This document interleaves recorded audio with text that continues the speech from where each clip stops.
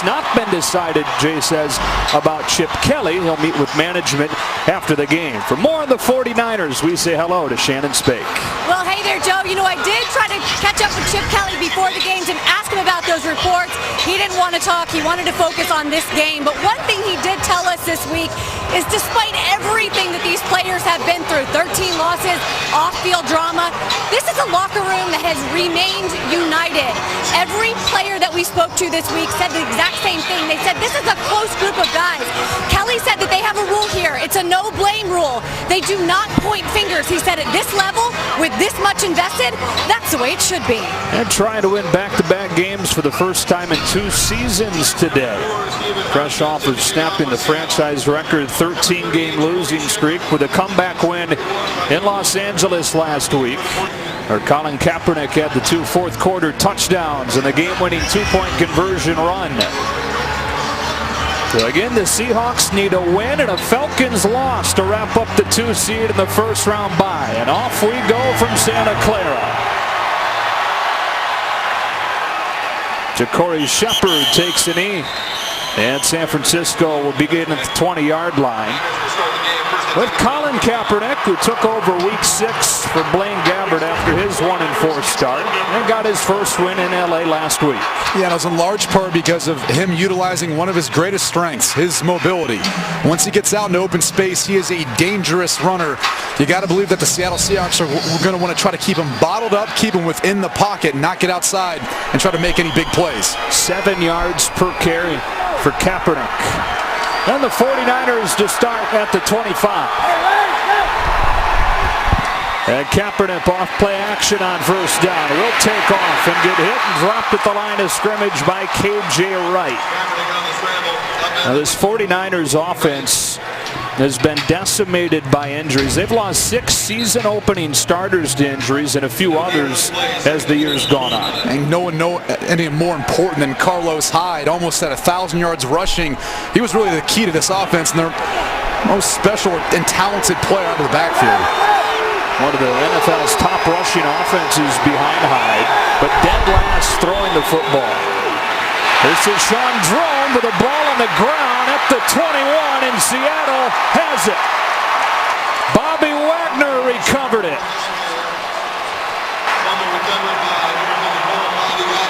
When you talk about the lack of your starting running back in Carlos Hyde, that becomes incredibly important when you're running these zone read schemes when you've got a quarterback trying to put the ball in the running back's stomach, get a mesh, get a feel. And there's a chemistry there between the running back and the quarterback. And there's a feel. And clearly, Sean Drone doesn't have quite as much experience working with Colin Kaepernick and vice versa.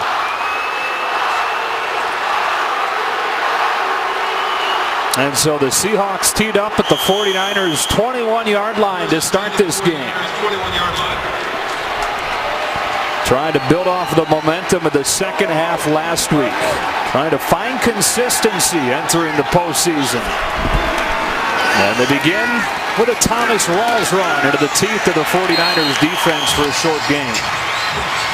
Russell Wilson, a season-high 350 yards last week with 4 touchdowns, but in a losing effort against Arizona. You look at the completions, attempts, interceptions, all career highs, and that's in part because of the lack of a running game. They haven't gotten great protection, so he's had to adjust a little bit. A lot more has been thrown on his shoulders this season. Finally starting to feel healthy. Up and down here for him, battling those injuries early. Keep an eye on Jimmy Graham. Seahawks would love to get him going again. In his direction they go. And he's got a reception shy of the first down, bumped out by Rashard Robinson. It's only Graham's 5th catch over the last 3+ games. Yeah, but you getting down this area of the field, his size, his catch radius, and his ability down the red zone, really is second to none. He's one of the toughest guys to stop. You heard the San Francisco staff talk about how they're going to go about trying to stop the Seattle Seahawks in the red zone. They're going to have to bracket him. They're going to have to rely on trying to get him off track early when he's split outside running right. Empty set on 3rd and short.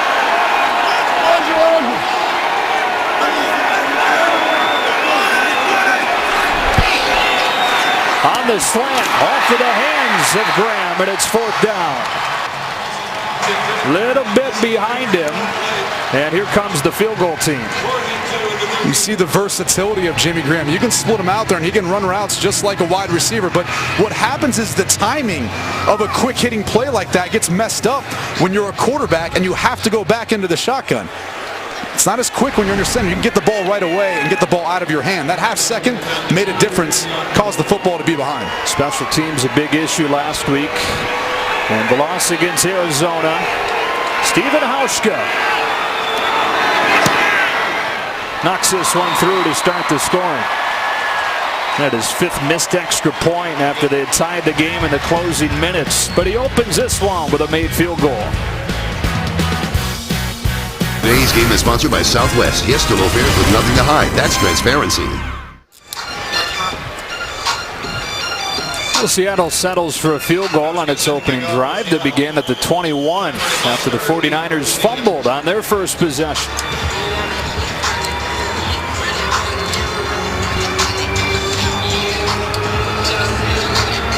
Hauschka sends it away. And it's Raheem Mostert making his NFL debut today, taking a knee. Mostert takes a knee for the touchback. So across the NFL today, the Patriots taking care of business and wrapping up home field advantage throughout the postseason.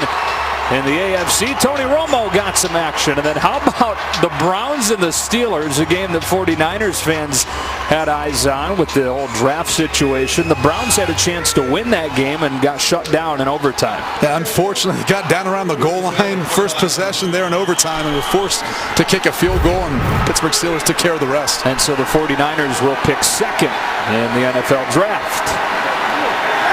Empty set for Kaepernick and the 49ers to start this drive. He's got time to throw, and a man comes loose. It's DeAndre Smelter for his first career reception.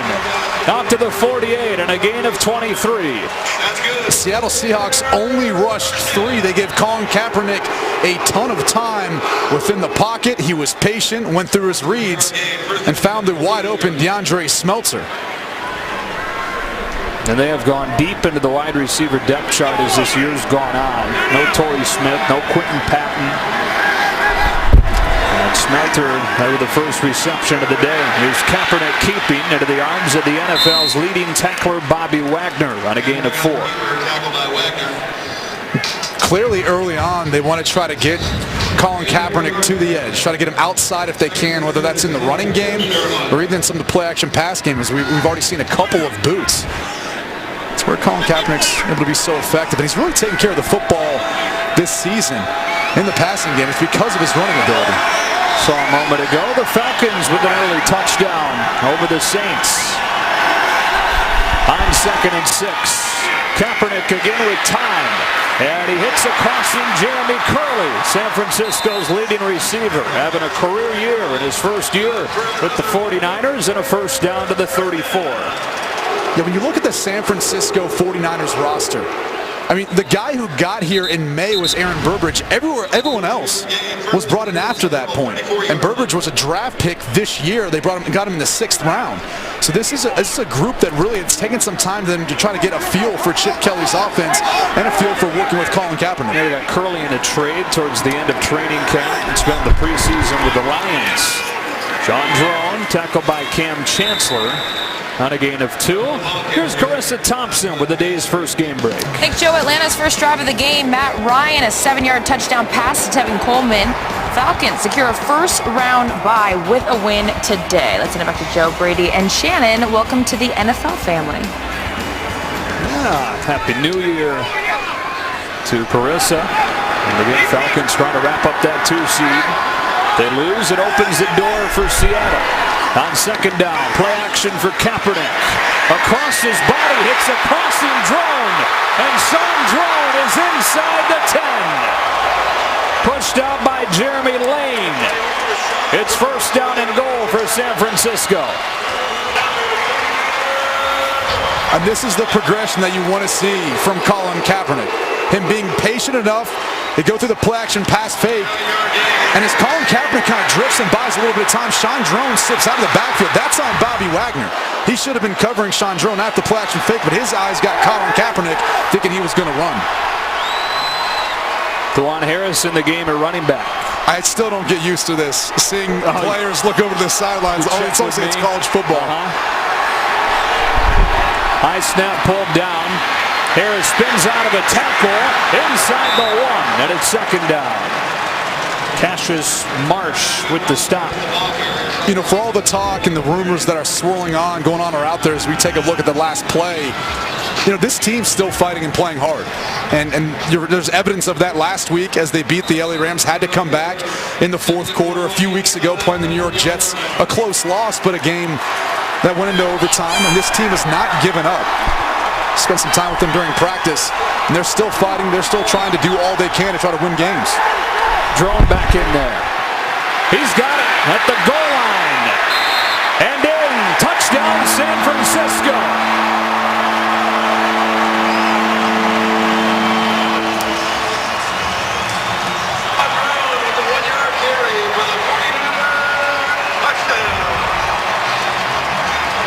And watch the push that they get up front, in particular from center, Zane Beadles. This may shock some people, but look, he's played tackle, he's played guard. This is his second start now at center for San Francisco. That's the situation that they've been in up front for this team. They've sustained a ton of injuries this year, and he has transitioned into it easily and has done a good job of helping create some running lanes, getting the calls right, and getting everyone on the same page up front. One of the MVPs of this team with all the injuries they've had on the offensive line and the versatility he's been able to show. And Phil Dawson on for the extra point.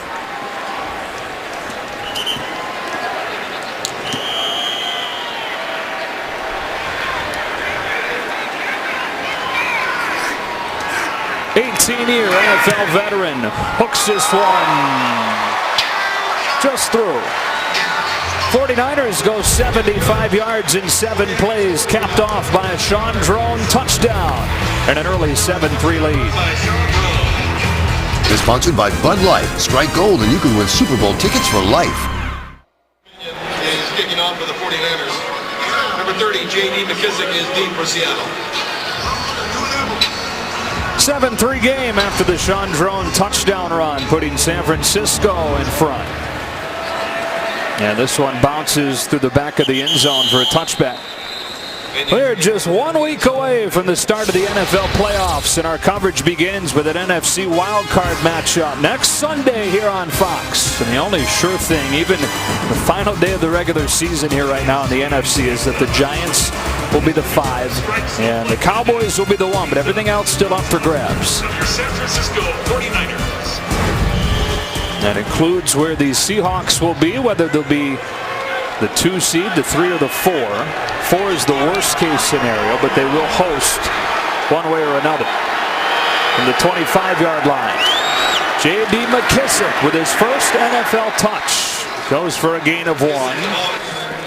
Rookie from Arkansas State, the latest guy to try and get this ground game going. Yeah, and look, the issue has been a number of things. They've had a bunch of different backs that they've rotated through. I mean, heck, the leading rusher for the Seahawks this year, he actually plays for the Green Bay Packers now, Christian Michael. And their offensive line's been inconsistent, so there's been a lot of different things that have played a factor in the lack of production. On second down, here comes Thomas Rawls, and he's shut down. No gain for Rawls.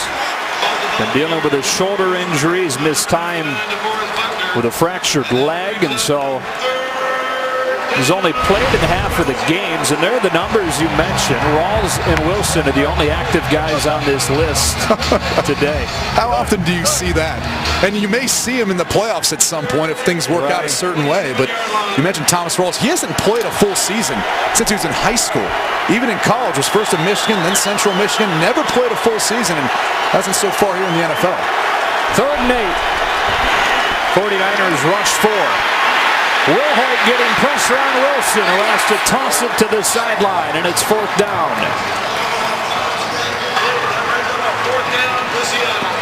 And that was just good coverage downfield by the San Francisco 49ers. Really no one open downfield, and you look at the options that are out there. I mean, everyone's covered up for the most part, and at that point, Michael Wilhoit is able to pressure Russell Wilson enough to force him to throw it away. Number 9. This is statistically the worst defense in the NFL, and so far they started to drive back into their own end, held Seattle to a field goal, and here forced a 3-and-out. John Ryan on to punt it. Good one, all the way back to the 10, into the hands of Jeremy Curley. And Curley with a solid return to the 21-yard line. A 75-yard touchdown drive the last time this offense was out there. Colin Kaepernick and the 49ers back to the field when you come back.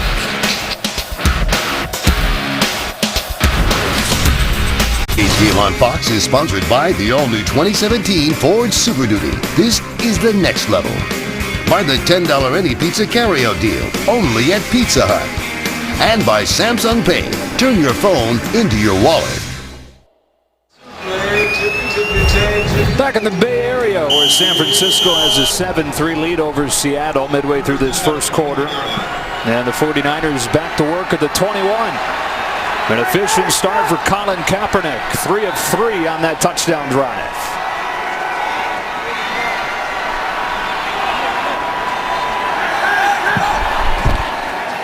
Kaepernick pulls off for the lead and has room to run for close to a first down.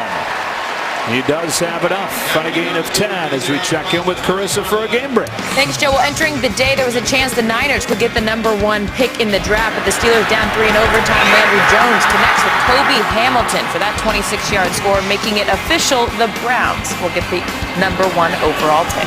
Joe? All right, Chris, the Browns fans had to be watching that game like, really? Really? We'll finally be okay losing a game and you're going to win? Up to grab it is Curley for a gain of 8. Stopped by Jeremy Lane, 2nd and 2. I don't know if it would have worked out that way anyway with the way the 49ers are playing right now. I mean, it's early on in this game, but Colin Kaepernick's gotten into a rhythm.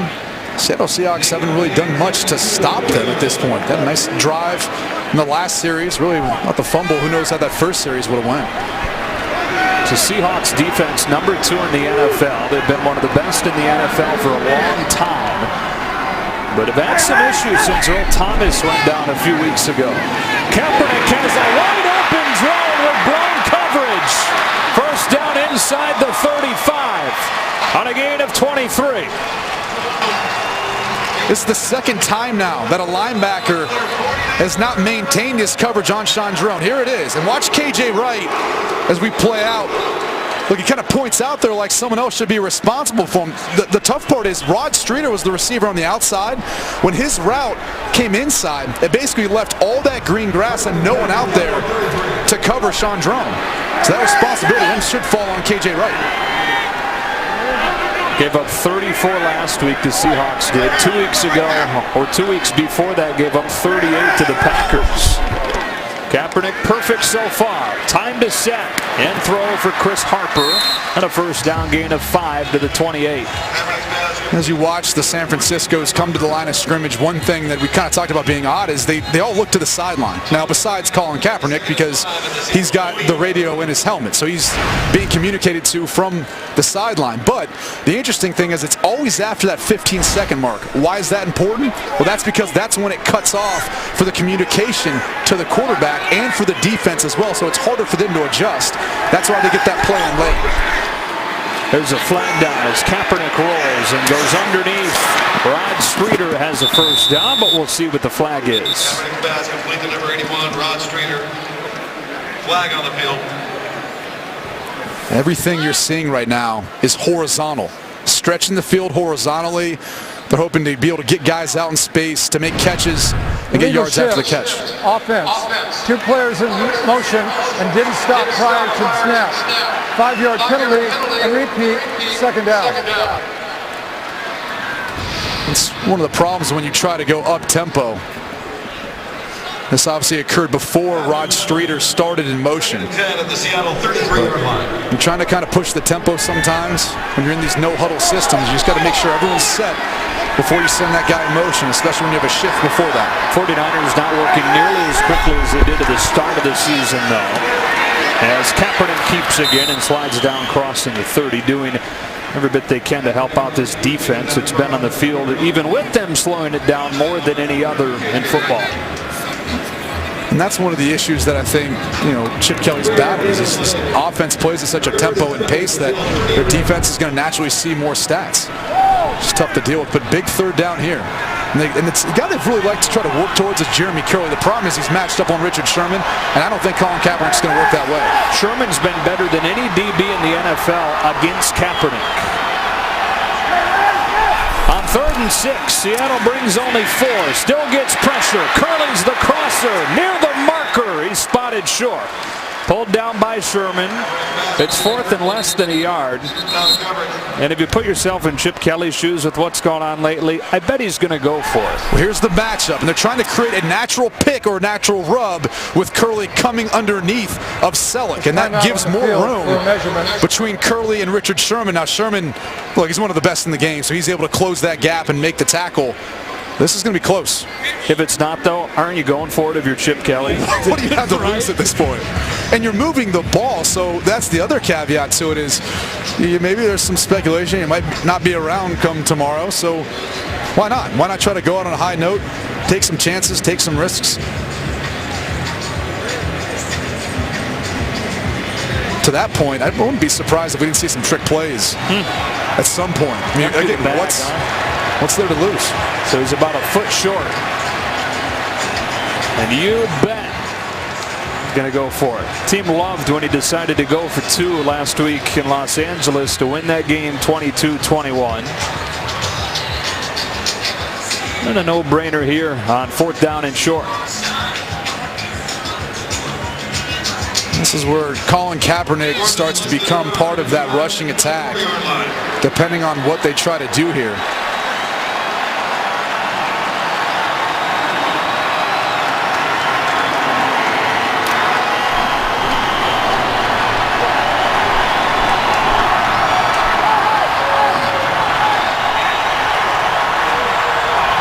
On 4th down and a foot. It's drone straight ahead, and it will be close.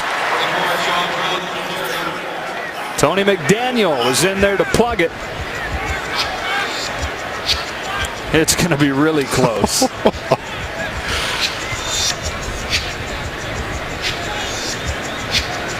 I mean, my first inclination was I thought with forward progress, Drone had got it.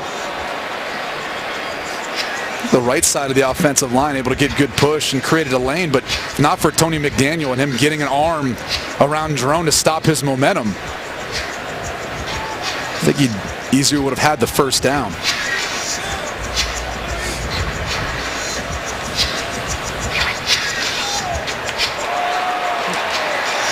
Just barely gets it. First down, 49ers.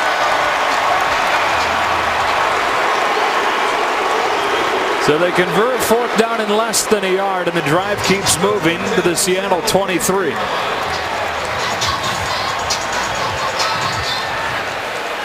The team's fed off of the energy that Chip Kelly has brought. Through all the turmoil and the things that have been going on, he hasn't let it get to the team. I mean, it seems like these guys have been upbeat. He's started to build a good culture in this locker room. As far as the reason why they've struggled this season, I mean, that's a whole different story. The injuries, changing of quarterback, all sorts of different things that happen when you're coaching a team for the first time. And even to begin with, even before the injuries, this was not a very talented roster. Kaepernick with a deep drive. Here's Jeremy Curley dancing his way to the 20. And to that point, that's why I think, from Jay Glazer's report, Trent Baalke at least should be on his way out. I mean, when you're looking at what Chip Kelly's been dealt with, he hasn't had a roster that they've really been able to do a ton with. And some of it's been injuries, but some of it have been the draft and some of the misses that Baalke's had.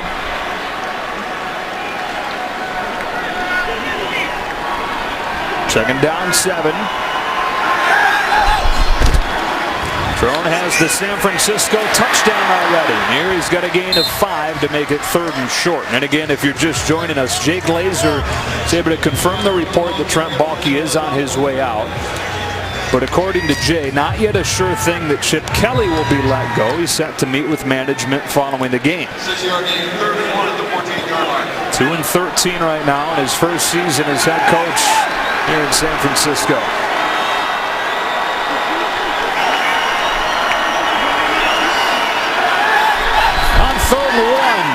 It's Drone for a first down.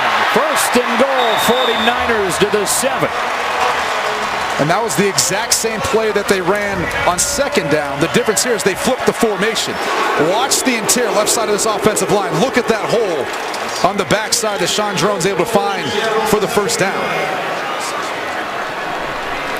Andrew Gardner, the left guard, sealing that thing off. He's playing in his first game of the season. This is how things have gone for the 49ers. They signed him less than 2 weeks ago. And now he's the starting left guard, and now he's committing a false start.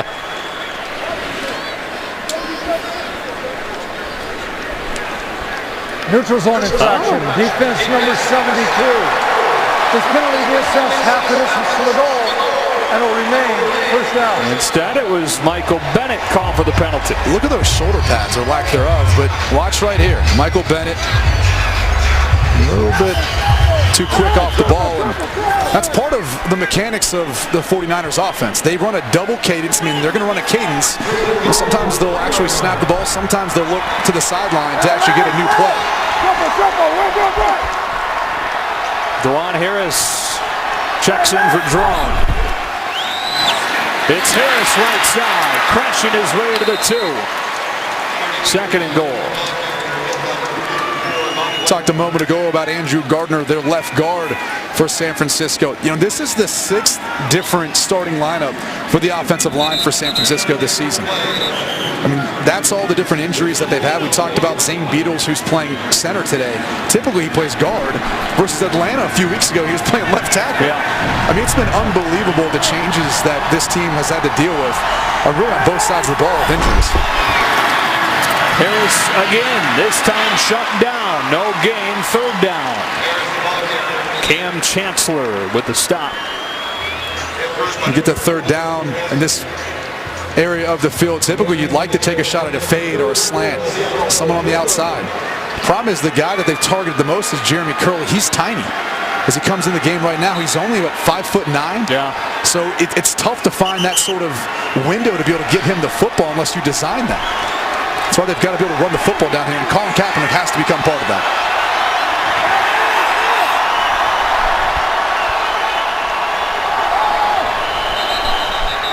Yeah, and they'll take a timeout here in the closing minute of this first quarter. They're first.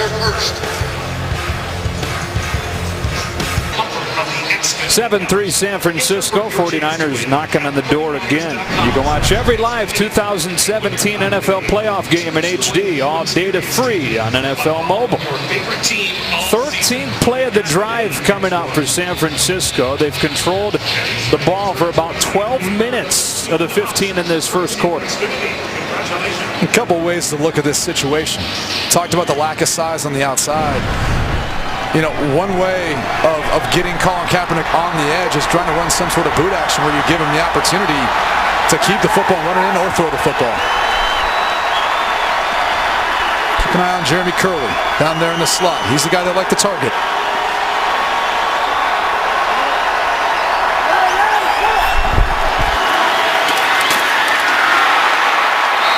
Shut down again. Cam Chancellor. Fourth down and goal.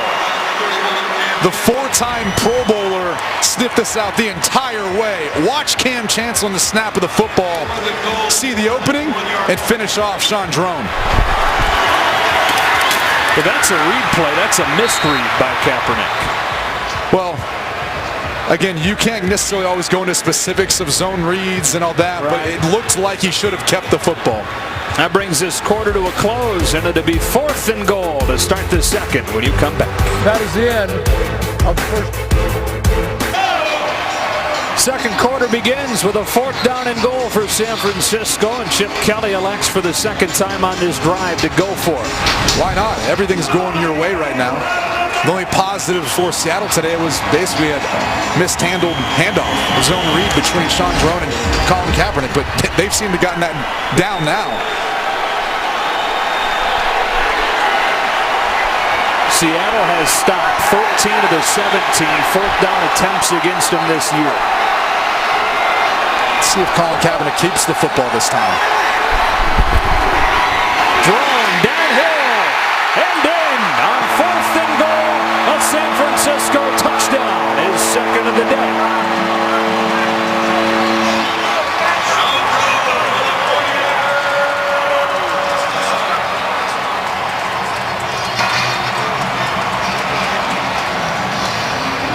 Well, it comes down to being a numbers game.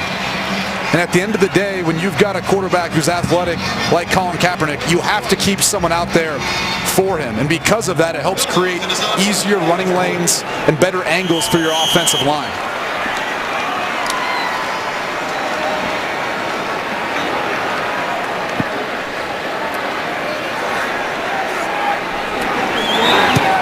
A 14-play drive that lasts more than 8 minutes. The longest drive of the year for San Francisco. All 49ers so far in Week 17.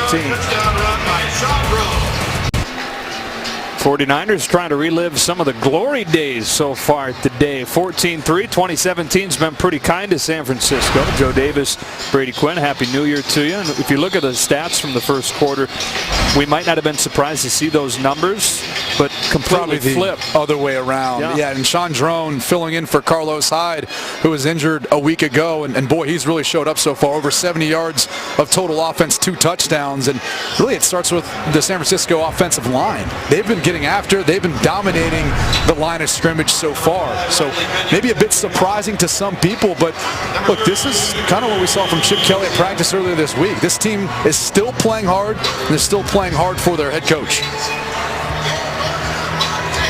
And a bit more of the same for Seattle, and another slow start. This kickoff bounces out of bounds.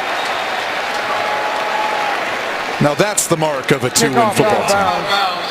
The ball be placed at the 40-yard line. First down. And Bradley Pinion. We go down to Shannon Spake. Well, Joe, you said it right there. Slow start. Something Seattle has really struggled with. But when we spoke with Russell Wilson this week, something he wasn't too concerned about because he looks more at the way that they finished, particularly last week. And he said it was the same group of guys in the second half that played in the first half, and they really turned it around. But when they just went to take the field, Brady, I know you were asking Wilson about Marcellus Reese, and he's had some real words of encouragement for these young guys. And I spent some time with the Seattle Seahawks, and one thing Pete Carroll always talks about, you win the game in the fourth quarter. So they've traditionally been a good second-half team. Only their 7th offensive play of this game. And speaking of Marcel Reese, there he is, rumbling his way across the 45. Picked up in early December after 8 years in Oakland. Russell Wilson loves this guy. Yeah, he's a guy who was kind of deemed a tweener when he came into the NFL. They thought he might have been too big for a wide receiver. Weren't really sure where to put him, and when he found his way to Oakland, and it put him at fullback, and they realized his versatility had some value to it. You can stick him outside, he can run routes like a wide receiver. 9th-year man out of Washington. Second down and short.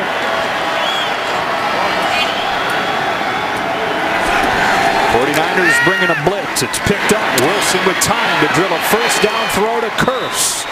Jermaine Kearse has had a tough year. That his first touchdown of the season last week. And here has his first catch of the day into 49ers territory. Kearse known for his clutch catches throughout the past years. 2014, the playoffs, NFC Championship game. Go-ahead touchdown. Russell Wilson still has a lot of faith, a lot of trust in Jermaine Kearse, regardless of how this year has gone. Here's Rawls into the short side of the field, stopped by Ahmad Brooks, the 11-year veteran, the outside linebacker spot. They gain of 4 or 5. Brooks has kind of had Russell Wilson's number. In the last 5 games they've played against one another, he's had 6 sacks in those 5 games. And you see the Falcons with a 14-10 lead on New Orleans. Right now, though, Seattle has business of its own to take care of. Down 14-3 early. Doesn't matter what happens in that game if the Seahawks don't win here. Paul Richardson set to see an increased role with Tyler Lockett's injury. He, like Kearse, had his first touchdown of the year last week. Similar skill set to Lockett. Paul Richardson can help out in the return game, but as a wide receiver, he has got blazing speed. He's been hampered with some injuries, an ACL and a hamstring injury in the past couple seasons, but he's a guy who can really stretch the field vertically.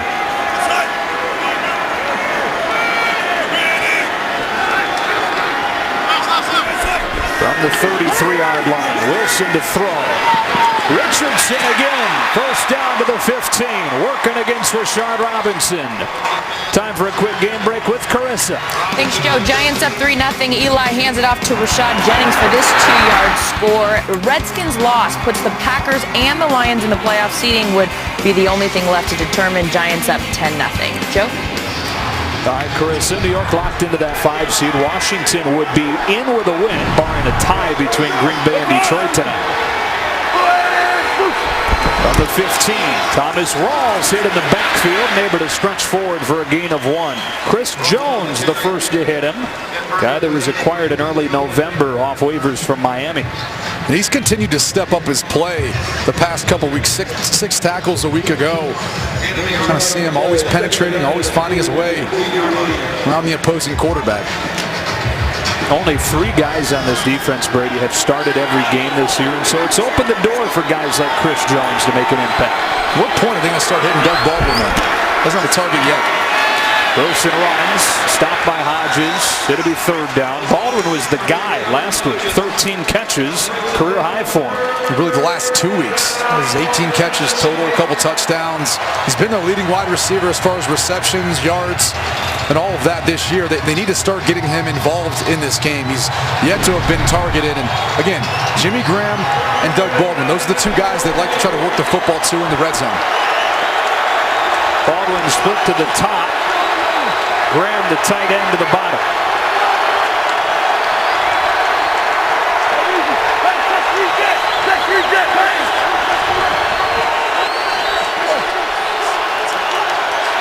And Wilson's got to burn a timeout. The play clock was running out. Timeout. It'll be 3rd and 8 for Seattle on the other side. Today's game is sponsored by Chevrolet. More 2016 J.D. Power Dependability Awards than any other brand. A lot of Seahawks fans in the house today. 3rd down and long coming up here for Seattle.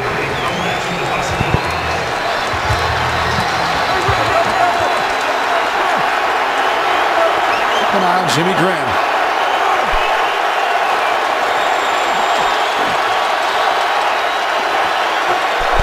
They flood the right side of the field. Wilson looks left. Stays alive. Floats one. Back of the end zone and incomplete.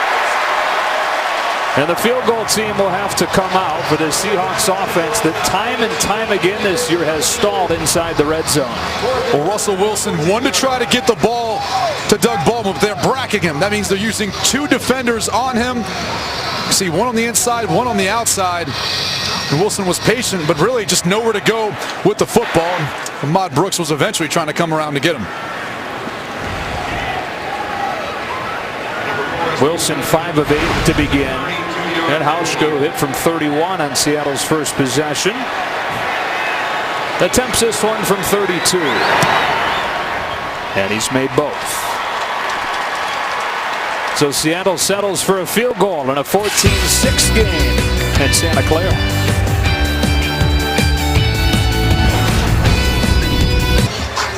Richard Sherman and the Seahawks in a 14-6 hole to San Francisco early on in the 2nd quarter. Joe Davis, Brady Quinn, Shannon Spake back in Santa Clara. They settle for a Hauschka field goal, his 2nd of the game.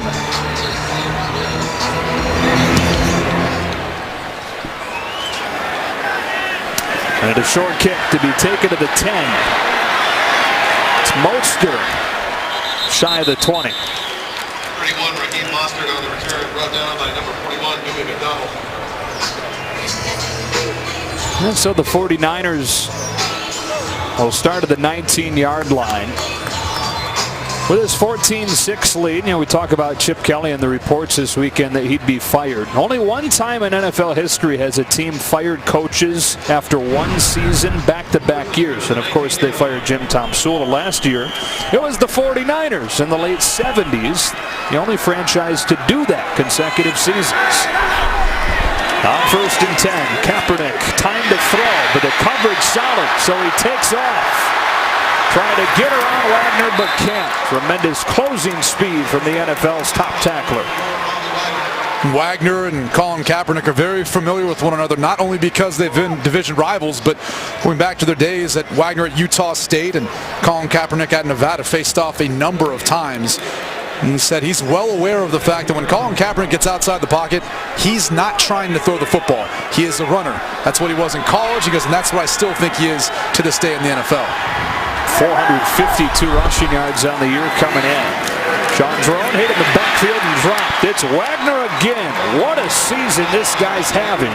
Not just leading the NFL in tackles, but a new franchise record, 156 in the number of tackles coming in. Well, and one of the reasons why he's so effective is when he's able to read and diagnose plays. He played running back early on in his career, high school, a little bit into college, and he said that helped him actually understand the blocking schemes and things that he was going up against as a linebacker. Fifth-year man, Pro Bowler for the third consecutive year. On 3rd and 10 against a four-man rush. Kaepernick gets rid of it just in time for a first down and more to the rookie out of Michigan State, Aaron Burbridge. Up to the 43 on a 24-yard gain. Well, I believe Richard Sherman got picked off at one point. Watch number 25 here. You see, that's why you utilize these bunch formations, because it creates all this traffic. And look at that as Richard Sherman goes aerial.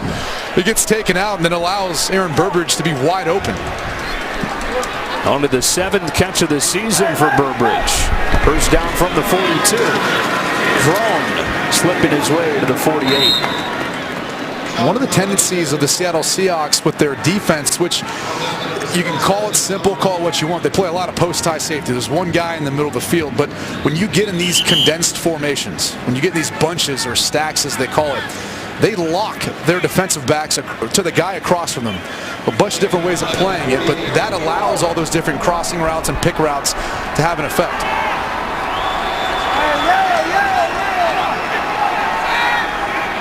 49ers out, gaining the Seahawks 184-56.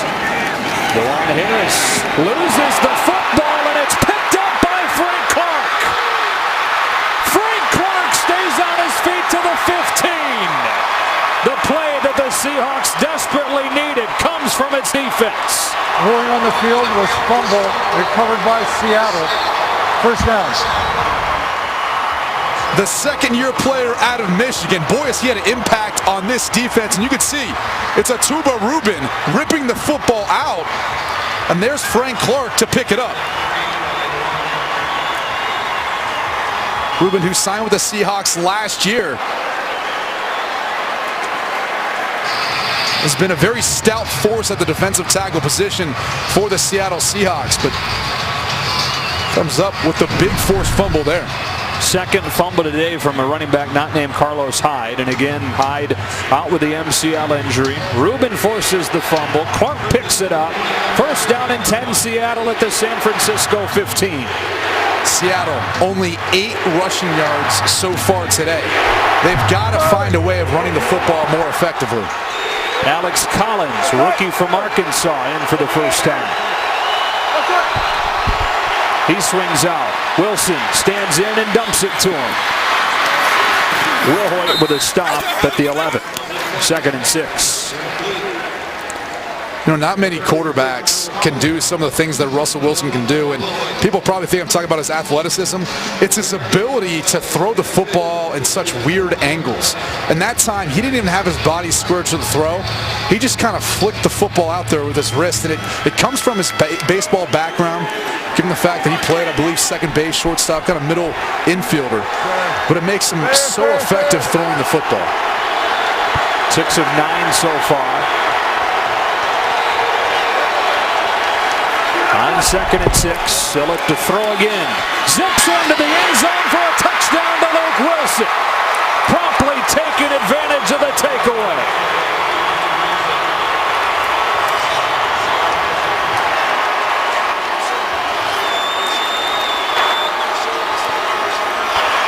All the attention in this area of the field goes to number 88, Jimmy Graham. And it started off because he went in motion. So once he goes in motion, it then frees up Luke Wilson to be able to have leverage as the defense adjusts and everyone tries to keep their eye on number 88. Helps too when you have a guy like Russell Wilson who can throw that fastball in there for the touchdown too. Second one of the year for Wilson.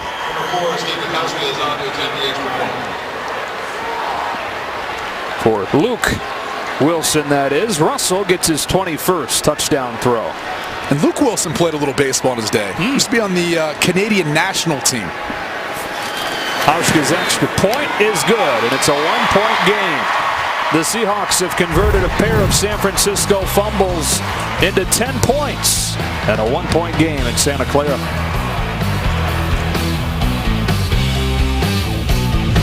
This game is sponsored by Hidden Figures. Friday, only in theaters.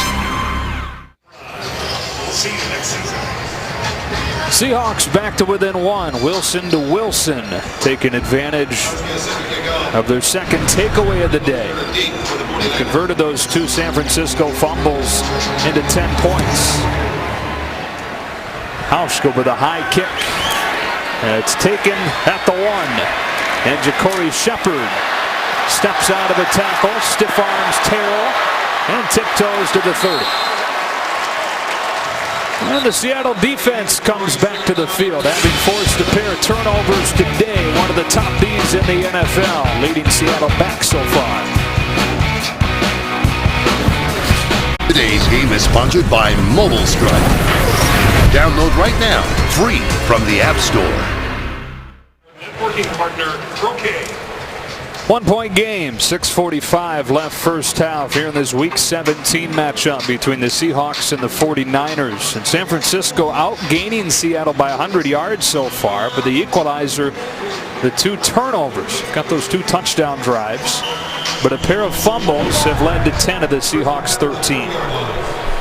The 49ers in the bottom half of the turnover margin in the NFL this season, so not very surprising. Her 2-13 squad trying to get back-to-back wins to finish this year. Kaepernick throws underneath to Rod Streeter. The touchdown to bring them within one against Los Angeles before Kaepernick's game-winning two-point conversion run. Streeter started his career in Oakland. He's gone quiet for a couple of years, but a nice resurgence this year for him.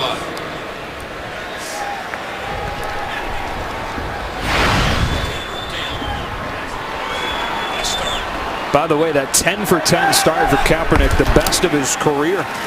John Drone slips out of a tackle and gets a first down. And when we had the chance to sit down with Colin Kaepernick earlier this week, one of the things he mentioned was just how everything's slowing down for him in the sense of the offense and operating Chip Kelly's system. And let's not forget, he was banged up, had a number of injuries over the offseason, wasn't really healthy coming in until the final preseason game. Blaine Gabbert was the starter to begin the season, and once he got his turn, that was really the first live reps he got within the system working in Chip Kelly's offense. Play action on first down. Feeling the pressure from Wagner. Well, it's Curley who's defended by Lane, and it's 2nd and 10. Because of the pressure from Wagner, that got Colin Kaepernick to have to move within the pocket, and he had Jeremy Curley early, but wasn't able to get it to him late. Bobby Wagner just getting around Sean Drone. Drone did all he could, but that's the thing about these linebackers, whether it's Bobby Wagner or KJ Wright, they're good at everything. They're good against the run, they're good in pass coverage, but they can also get to the quarterback as well. 2nd and 10. Curley takes the fake. Kaepernick sets his feet, checks it down to Curley. He's got 4, and it'll be 3rd down. Yeah, you mentioned the injuries Kaepernick was trying to overcome. He missed the final 2 months last year with a shoulder, and then 3 different surgeries during the offseason on his non-throwing shoulder, his knee, and his thumb, and he dealt with some dead arm during training camp and was just way behind coming into the year. His weight was down, wasn't quite as big, and you're talking about a guy who likes to run and keep the football. You got to have all the extra poundage you can, just take all the hits. 3rd and 7. Seattle showing pressure.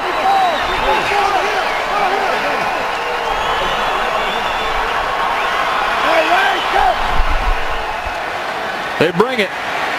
Incomplete. Lane with the coverage on Curley. And Seattle's forced its first punt of the day. We talked about it earlier, the way Seattle likes to play these bunches and stacks. Each guy is responsible for the guy across from him, but it's Jeremy Lane, number 20. He's able to find a way of getting a hand on Curley and disrupt the pass. A little early contact there, but No flag. And here's an answer to a question. Who would return punts with Tyler Lockett out? Sherman's back there, and he joked around with us this weekend that he's probably just going to fair catch it. And he wasn't kidding. You mad, bro? Not at all. I don't think Seahawks fans probably are either. America's fastest growing sports show is on FS1. Tomorrow, we face Seahawks, Niners, and look ahead to the playoffs. And I'll tell you who's going to win the Super Bowl. Leave the predictions to the expert. Undisputed, 9:30 Eastern, FS1. You want somebody sure-handed back there, but you don't want your all-pro corner getting hurt returning punts. Yeah, he actually struggled in warm-ups when we were watching Richard Sherman. He had dropped a number of attempts trying to catch the football. There's a decent amount of wind here in the stadium, too, kind of circling. He's had 3 career punt returns, included a long one last year against Chicago on a trick play. Thomas Rawls with a gain of 7. So that swirling wind, and maybe some sun too, no, there's no sun, just the swirling wind and maybe a lack of experience doing it, but you're right. And it's almost in a counterclockwise rotation on the field, depending on which side you're on. The wind kind of pushes the football or it knocks it down. We were talking with the punters and the kickers before today's game, and they just said it's going to be interesting in the kicking game, depending on the wind and really which hash you're on. Even Phil Dawson, the 18-year veteran, kind of looked at you with his palms up, like your guess is as good as mine what this wind's going to do. Second down, Wilson steps up, lets it go, leaving it short, but Baldwin comes back and makes the catch. His first of the day is a highlight reel reception for 41. He's one-on-one with Rashard Robinson. And you can see as Baldwin gets inside, it's really the technique in the route. Once he leans on Robinson, for an injured player, it creates the separation, but it's all the focus and concentration as Baldwin brings the football into his body. Just an amazing catch. Back to Santa Clara in 30 seconds. Heck of a catch from Doug Baldwin, his first of the day. But injured on that play, Rashard Robinson, rookie out of LSU, still getting looked at. It's not often you hear this, but we were talking with the defensive coordinator, Jim O'Neill, for San Francisco, and he said Doug Baldwin is a guy that you root for because ever since he got into the league, which he came in as a college free agent, he said he's gotten better every single season, and you can see that statistically. You can see that in the way he works on his craft and how he runs his routes. And he said, as much as it is a task of preparing to defend against him, he said, you can't help but root for the guy because of the way he's handled his job and his responsibility of continuing to get better every season. And he's now within 1 reception, Brady, of Seattle's single-season record of 94. Bobby Ingram had 94 catches in 07, and he sits at 93 with that long one. I wouldn't be surprised by the end of this game if he didn't have 100. 100 catches. Yeah. I had 13 last week. And in order to get 100 today, you'd have to have 8. Robinson helped off of the field, and unfortunately for San Francisco, this is not anything new. For the defensive player dealing with an injury. Look up and down the roster of the guys they've lost. Bowman, their leader, out with an Achilles injury in early October. They lost Eric Armstead up front. They lost Eric Reed in the back end. Jimmy Ward at corner. Nick Ballore at linebacker. Goes on and on and on, and that's just a few. I mean, look, 18 guys, 19 guys. Doesn't count Ian Williams, who's defensive tackle for him that injury waived. Wilson booty. Wilhoit pressures him, and a throwaway.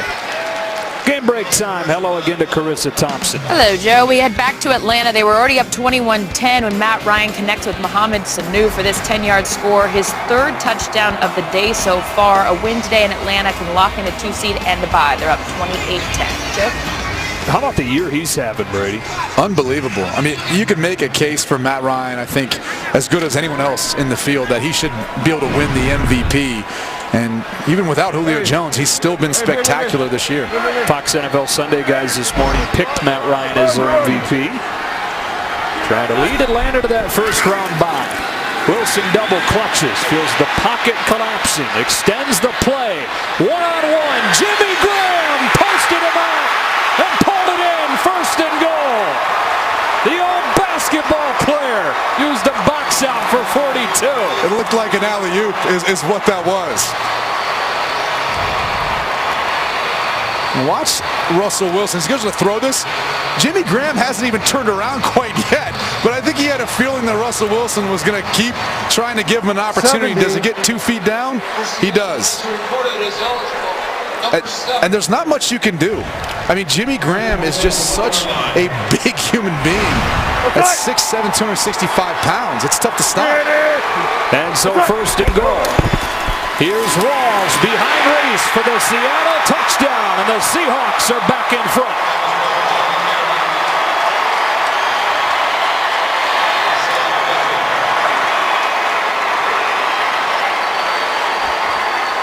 This is the kind of momentum you're trying to build as far as a team that's trying to make its way into the playoffs. Look at the firing off the ball by the Seattle Seahawks offensive line. You know, of all their inconsistencies, they've actually been pretty good in the run game. A little bit inconsistent at times, but that's where they excel. The pass protection is where I feel like they've struggled most, actually protecting Russell Wilson. Now, last week, Wilson was sacked 6 times. He was hit another 14 times, and for the most part, clean today. Hasn't been sacked yet. Here's a blocked extra point. And so more of the same for the special teams for Seattle here down the stretch. The third kick of some variety they've had blocked over the last 2 games. And Steve Hauschka's struggled at times as far as didn't feel confident getting the football through the uprights. Let's take a look at who got a hand on it. Chris Jones. Yeah, it looked like Chris Jones. And that was the interesting thing. Talking to San Francisco kicker Phil Dawson, when I asked him, hey, with the PAT rule and all that, you've kind of mixed it up. He's moved it from hash to hash and all of that. I said, why? He goes, because of our protection. There's times when I move it, if we're struggling at a certain point up front, so I'll actually change where I put the football if I'm concerned about a certain guy up front not protecting as well as he should. We mentioned last week against the Cardinals all those issues they had in the special teams game. They wound up losing that game by 3, 34-31. They've been a relative strength when you think of Tyler Lockett in the return game. Hauschka very good normally. Good punter in John Ryan. The injury to Lockett, and then last week not good in that phase. Talk about playoff football. You've got to have all 3 phases playing at a high level. And fortunately for Seattle, they haven't run the ball quite as consistent as they'd like to. And I think defensively, the surprising thing was last week how many big plays they gave up. 5 plays over 20 yards. You rarely see that from the Seattle Seahawks defense. High kick. And Shepard brings it across the 20. They wound up losing that game by 3 against Arizona and losing control of their own destiny for the 2 seed. They had a field goal blocked by Rodney Gunter. John Ryan had a punt blocked. And then in the missed extra point with the game tied at 31, a high snap from Nolan Freese, the rookie. And he hooked that thing wide, and Arizona went down and hit the game-winning field goal. Chandler Catanzaro, his time expired. And put destiny in Atlanta's hands. And right now, Atlanta with a 28-13 lead on New Orleans. If that were the case, if Atlanta were to hang on to that game, Seattle with a win would be the 3, and with a loss would be the 4, and would host either way. From the 21-yard line, thrown off the right side for 2. Jaron Reed, the rookie from Alabama, with a stop. And from talking to some of the players for the Seahawks before the game, you know, they didn't feel like that was the worst thing. They said, look, we've got a lot of experience. We've been to 2 Super Bowls for probably about 40% of the guys on this team. So we've been through it before, and sometimes it's not so bad kind of getting some momentum going, having a home game instead of getting that bye, not having to play for a couple weeks. Although I think they'd probably rather have the bye if they could. Yeah. Especially with some of the injuries. Even Thomas Rawls, who's playing today, banged up with that shoulder, and they'd love to get C.J. Procise back at some point. Drone again, this time for 4 or 5, bringing us close to the 2-minute warning. This is the 2-minute warning. Follow your favorite team all season long. Go to iTunes.com/NFL. Joe Davis, Brady Quinn, and Shannon Spake. Happy New Year from here in Santa Clara, where the 49ers had a 14-3 lead, but Seattle has retaken the lead at 19-14. They're down in 2 for the 49ers coming out of the 2-minute warning. Colin Kaepernick, 11 of 13 in this opening half. And he'll throw on 3rd and short. Under pressure, Frank Clark grabbed him, and he lost the ball. They're back on top of it, but it's 4th and long. So Clark, who already has a fumble recovery today, stripped that one out of there and made it 4th down and 9. One of the things they always try to teach you as a quarterback is keep 2 hands on the football. And look, at that point, Colin Kaepernick's running for his life. I'm not necessarily sure he was going to be able to. Let's see how he separates his arm. And at that point, the ball just kind of falls out. He was fortunate him and Zane Beatles were able to get on it.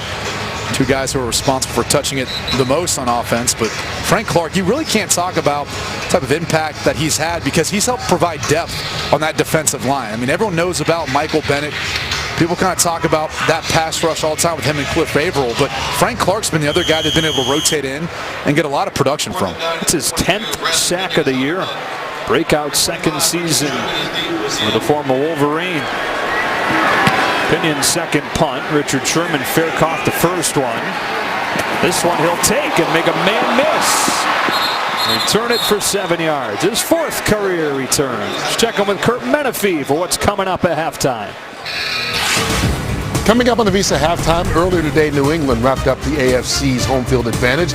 Meanwhile, Oakland is playing right now. So is Kansas City. Both those teams trying to be the number 2 seeds in the playoffs. Join me for the Visa halftime report. Happy New Year to Kurt. And the guys back in studio. Minute 38 from joining them. Seattle tries to tack on here. Plenty of time. 1:38, 1 timeout. 4-0. Drive starting at the 37.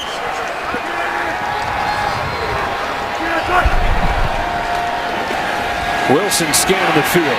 Lynch pressures him out of the pocket. And to the sideline, that is incomplete. Kearse thought he got his feet in, but no such luck. Good coverage by Gerald Hodges. Russell Wilson was trying to work the football to Jimmy Graham, and Hodges undercut Jimmy Graham at the last second. That's why Wilson pulled that football back.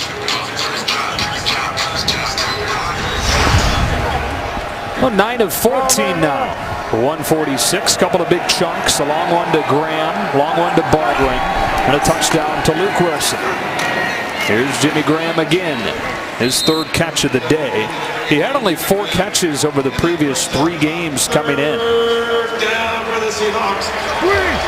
Had a big game last time they played San Francisco, though. 6 receptions, 100 yards, a touchdown. 3rd and 5 against a 3-man rush with tight windows downfield. Wilson tucks it. Hit from behind. Reaches close to the 1st down, but it looks like his spotted a touch short. It was Ahmad Brooks who dragged him down. Let's take a look and see when his knee's down. And that spot might have been even more favorable than what it actually was. You can tell, though, by Russell Wilson taking off right there. He's starting to feel closer to 100%. I don't know that he will Timeout. San Francisco. be able to get to that until probably after the season's all finished. Their second. A 30-second timeout. San Francisco using a timeout, stopping the clock at 36 seconds. And we check in with Carissa for a game break. Thanks, Joe. Well, from the NFC West to the AFC West in Denver, Trevor Siemian to Devontae Booker. The Broncos up 17-0. Then, give you an update here in San Diego. Alex Smith to Sharkhandrick West. Kansas City is up 17-10. Now, if these scores held, Oakland would drop to the 5th seed and KC would go to 2. Joe? Huge as far as the AFC playoff picture and who wins the AFC West division. But the other interesting news is Gary Kubiak. Rumors that this might be his final season coaching with some health concerns. Crazy New Year's with all the news about the head coaching changes or possibility of some. And Jay Glazer has been working the phones back in LA. And this punt carries Curley out of bounds at the 14. So this has been kind of a back and forth game so far. San Francisco on its opening drive fumbled. And 49ers fans are thinking, here we go. Hauschka hit a field goal, made it 3-0. But then San Francisco, a couple of impressive drives, both capped off by Sean Drone touchdowns. And it was 14-3 49ers. Seahawks, though, charged back using some defense. Frank Clark returned this thing to the 15 and set up Luke Wilson's touchdown reception. Yeah, this long throw to Jimmy Graham inside the 5 set up the go-ahead score to Thomas Rawls, and it's 19-14 in the closing seconds of the first half. It's all about the ball, Pete Carroll says. That's what he preaches, and that's the difference in this game. 10 points off of 2 San Francisco turnovers. Here's Drone again. He's been busy catching the ball out of the backfield today. His 3rd reception for more than 60 yards. Takes him over 100 for total scrimmage yards in this first half. Filling in for Carlos Hyde today, out with the MCL screen. Drone drops this one. Visa halftime report coming up in just a moment. Patriots rolling and clinching that 1 seed in the AFC. Cowboys will be the 1 seed in the NFC. The only other sure thing at this point is that the Giants are the 5. Where the rest of the teams fall still to be determined in this one and in the Falcons game and in that Packers-Lions game tonight. A lot of people will be interested to see Packers-Lions, who's able to come away with a win in that matchup. Even a couple people in this booth up here. Oh, yeah, our spotter, big Lions fan, right? Though a 19-14 game as his first half comes to a close in Santa Clara. We now go to Kurt Menefee in Los Angeles for the Visa halftime. In just a moment. By Seattle with 2 seconds on the clock. Tony Careni wants to make sure that Kurt has to wait just a touch. Timeout was called. Timeout was called. Tony's having to tell Kurt to sit down in studio, and he's having to tell the teams to come back to the field. Timeout was called with 2 seconds on the game clock. This is Seattle's 3rd and final timeout of the first half. Well, they don't roll over, so, I mean, maybe they're looking at trying to block a punt, make something happen. I mean, Richard Sherman's been the returner, but yeah, he just came out of the locker room. Yeah. He didn't know this is part of the job description when he took over the punt returning duties. If I had to bet, I'm thinking that Richard Sherman may fair catch this one if he's going to be back there to return it. And with 2 seconds, they even put anybody back there? Well, they're not going to punt. I mean, they're just going to run the clock out with the play here. Yeah, I'm not sure what the point really was of that, unless Pete Carroll just wanted to use up all his timeouts. Sure.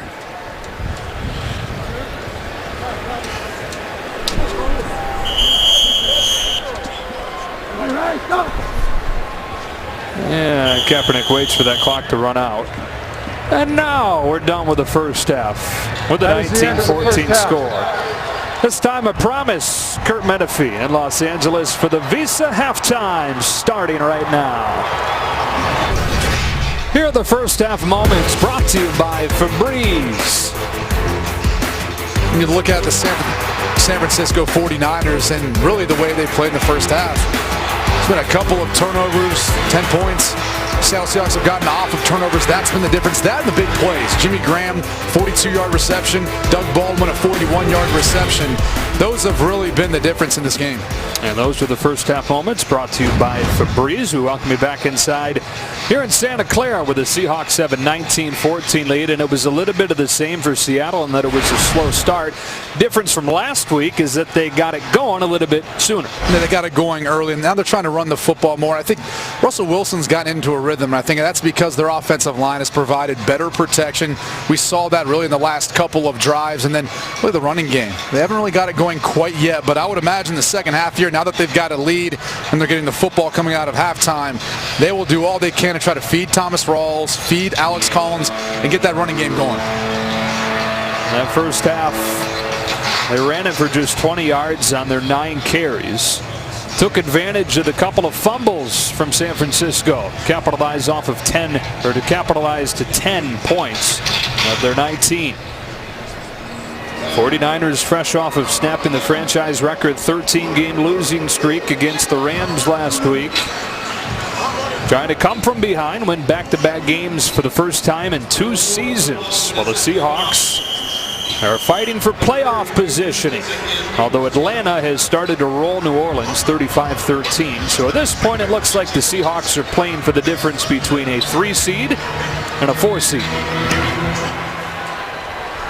J.D. McKissick took a kickback for a touchdown in the preseason. This is his first regular season NFL game, and he's tackled by Jaquaski Tart at the 23. Hello again to Shannon Spake. Hey there, Joe. Let's start with some injury reports for both teams. For the 49ers, Rashard Robinson was carted off to the locker room. He has a left ankle injury. He's questionable for return. Now on the other side for the Seahawks, their long snapper, Nolan Freese, he has an ankle injury as well, and if he cannot go, it will be the backup or the middle linebacker, Brock Coyle, who will snap that ball. Now, as far as adjustments, Pete Carroll said they were able to adjust to Kaepernick's movement up front. As far as the 49ers, they have to hold on to the football and put more pressure on number 3. All right, we appreciate it, Shannon. And Seattle starts his second half on the ground with a gain of 2 to Rawls. So now 10 carries and 22 yards. And we talked about this during the first half. But over the previous 5 seasons, this was the #1 rushing offense in the NFL. And here in Week 17, they sit 22nd on the ground. Yeah, and people can say, well, that's the Marshawn Lynch effect, meaning he's no longer with the team. It's the impact that it's had, but really to me it's been more of a lack of consistency at the offensive line and really at the running back position. They've had a number of injuries and different guys mixing in and out. It's tough to develop that chemistry when you don't have a consistent guy in there. Wilson's first throw of the second half is a bubble to Doug Baldwin for 2 when it's 3rd and 5. Antoine Bethea and Keith Reese are combining in the stop. Up front for the Seahawks, all 5 starters, 3 or fewer years of NFL experience, and that includes a couple of rookies. You dig a little bit deeper, you look at a guy like George Fant. I mean, a former basketball player, Western Kentucky. I mean, just a ridiculous story of how he got into the NFL. Is now playing left tackle, something he never did before this season. That's the blind side of Russell Wilson. They're trying to protect it on 3rd and 5 of the Seahawks opening drive of the second. 49ers show blitz and drop into coverage, and Luke Wilson's second catch of the day goes for a first down. The first 3rd down conversion of the game for Seattle. San Francisco chose to use a soft zone coverage. Russell Wilson is just too good working within this system if you're going to play that way. He does a nice job of looking defenders off with his eyes anytime they're in zone coverage. And he helps create windows to throw into. That's what he did on the last play to Luke Wilson. Russell Wilson, 12 of 17 for 162. A first down throw. Jimmy Graham can't hang on with the coverage coming from Dante Johnson, the guy that has taken over the cornerback spot, or at least moved into the lineup. He's at the nickel now with Robinson out of the game. Really, that's just the drop. Jimmy Graham's got to be able to bring that football in. That's a good football. Tall task for Dante Johnson. Have to come in and cover one of the best tight ends in the game. 3rd-year man out of NC State. He's missed time recently with a groin injury. Pressed into action here with Rashard Robinson out. A blitz coming. Richardson on the outside. A flag flies as Tart makes the tackle out of the secondary. Might be holding on Seattle. And the reason being is when you looked at Richardson, when he got the ball in his arms, a little bit of tugging and pulling going on. 2 other wide receivers were in that bunch formation to start the play.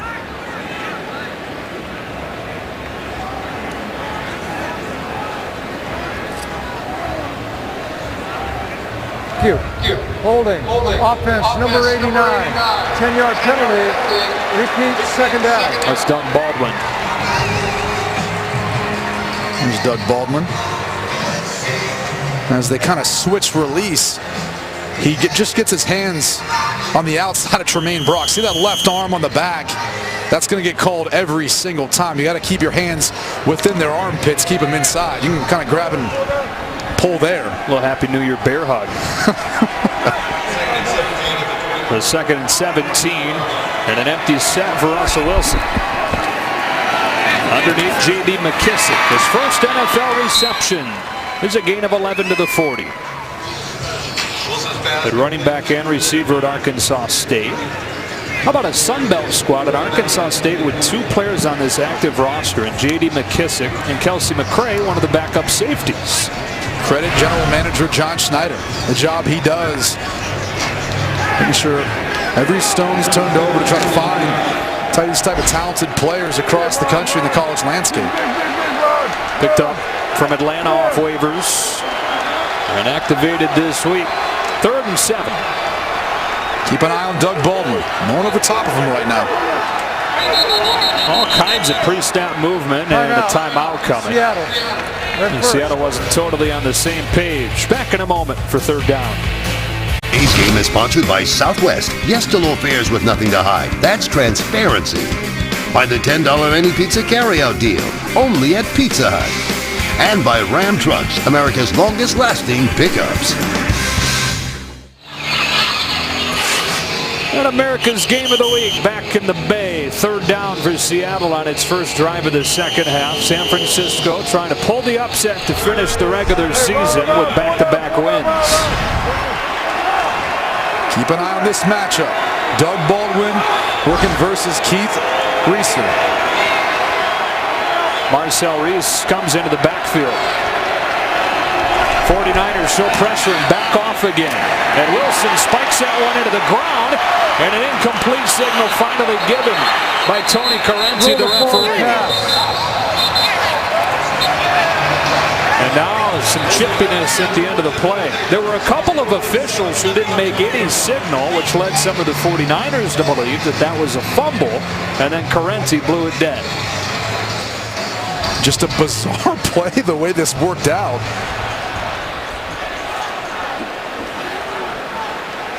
I mean, you could make the case when Russell Wilson goes to come around. He's trying to bring this football back in, but clearly his arm was moving forward as he lost control of the football. One of those where you see it a little bit too late. Yep. It's hard, man. Once you get started trying to pull that football back, it's tough to stop that motion. Yeah, the whistle. They may take a look at this. Yep. Challenge flag is out from Chip Kelly.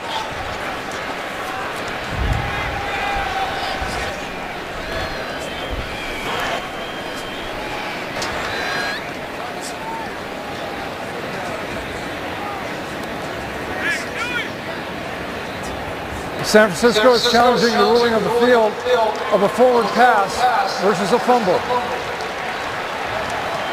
So they will go onto the hood, take a look, and see if this is indeed incomplete or if it's a fumble in San Francisco ball. So Chip Kelly challenged. And let's get the verdict from Tony Correnti. After review, the ruling on the field of a forward pass has been confirmed. It will be 4th down for Seattle. San Francisco will be charged with their first timeout. And so while he intended to pull the ball back in, the fact that the arm was coming forward means that that call is confirmed and it is incomplete. And if you're Chip Kelly, what do you have to lose? Why not challenge it at this point in time, given the possibility of your future and the way the season's gone? And Trent Baalke, the GM, reportedly already fired. There have been reports Chip Kelly will be fired following the game as well, but RJ Glazer telling us that's not a done deal, that there'll be a meeting with management, which could, of course, result in a firing. It's not sealed yet. Jeremy Curley with a fair catch at the 23. Wednesday night, a huge college hoop showdown in FS1. Two of the best in the Big East. Villanova surviving at Creighton yesterday. Now they've got to go to Butler on Wednesday. The Hinkle Fieldhouse take on 13th ranked Bulldogs. Action tips off Wednesday, 6:30 Eastern on FS1. We were talking with some of the San Francisco coaching staff before the game, and they were saying, look, they found out, from their phones, from all the different sources about some of the information that was going on after their team meetings. And look, it's a difficult situation to be in. I've been a part of teams that have been in this sort of scenario. And with all these rumors and things flying around, the thing you always have to remind yourself as a player is anytime I'm on the football field, that's going to be affecting my resume and what team I'm on next season, whether it's San Francisco or somewhere else. That play's blown up. Cliff Averill never let it get going, and then KJ Wright finished off Sean Drone. They lose yardage and it's second down, and reportedly that's how Chip Kelly first heard that he was being fired too. Heard it through the media and got on the phone with Jed York. Not a pleasant conversation, as you would imagine, and no official verdict on what his future will be after today. 2-13 in his first season, first in a 4-year deal for him. They would be eating a lot of money if they cut him loose after this 1 year. Still getting paid from Philadelphia as well. Going to be on that Charlie Weiss money. Kaepernick floating one, Drone stumbling incomplete. It got behind KJ Wright. Pressure coming from Michael Bennett, 3rd and long.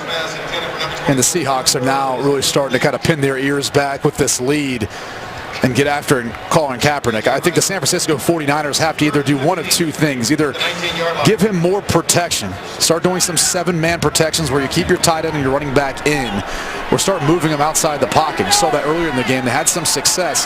Haven't seen it of late. Kaepernick started the game 11 of 11, 1 of 5, 6. And on 3rd and 15. Feeling pressure from a 4-man rush and a sack from Michael Bennett, who signed that extension this week. Has him a Seahawk through 2020. And like he promised his wife, no sack dance there, just the blow of a kiss. $31.5 million he'll be making with the extension. But you see where he starts? Look at him wrap all the way around the outside to get Colin Kaepernick. That's in part because of the coverage downfield by the Seahawks secondary. Look at Bennett as he wraps up Kaepernick. I don't think he's wearing shoulder pads. Yeah, that's an interesting look, isn't it? Pinion the punt out of his own end zone, and it was nearly blocked. Sherman back for a fair catch at the 41. Kevin Pierre-Louis just barely missed getting his hand on that. Wound up being a 50-yard punt. Teeing up Russell Wilson and the Seahawks offense after this break. Today's game is sponsored by Verizon. Join the Better Network because better matters. First quarter was dominated by San Francisco, but Seattle has taken a 19-14 lead and has the ball at its own 41.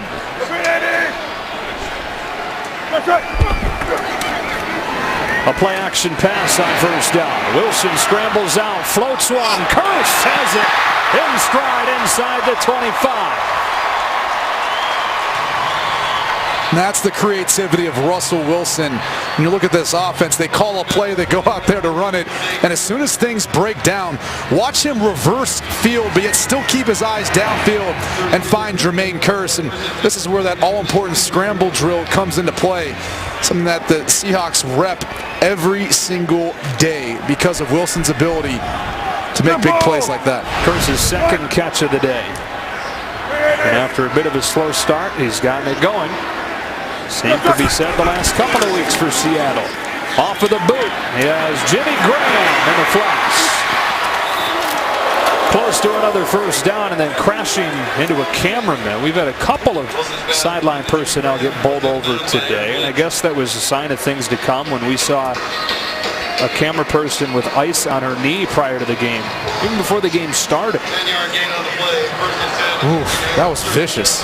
And this is exactly what it looks like if you're down there on the field, but in this case, this is one of our cameramen coming right at you in your living room.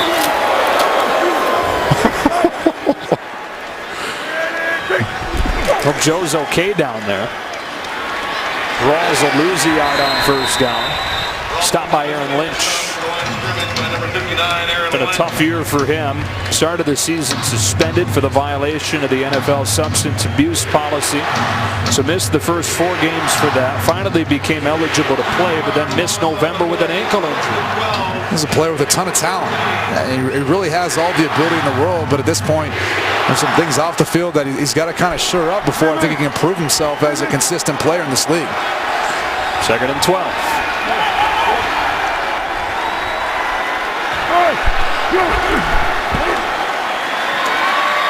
Wilson floating corner of the end zone, but out of the reach of Jimmy Graham. Michael Wilhoit was beaten, but Wilson missed him, and it's third down. If I'm the 49ers, I make sure I find a way of not matching up Michael Wilhoit on Jimmy Graham. I mean, that was just a missed layup. You've got to devote at least 2 people to Jimmy Graham in this area of the field, especially if you're thinking about trying to cover him with the linebacker. The 49ers were extremely lucky. Graham comes out on third down. It's a Doug Baldwin time.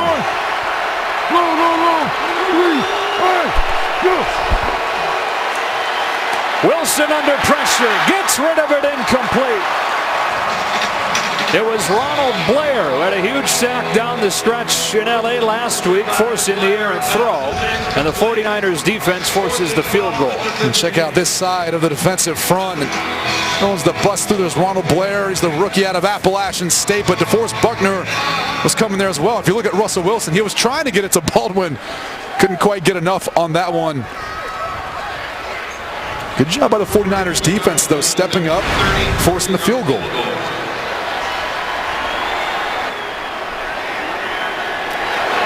Nolan Freese is in there to snap it. Shannon reported earlier he was dealing with an ankle injury. Hauschka hits the field goal, and the lead is 8.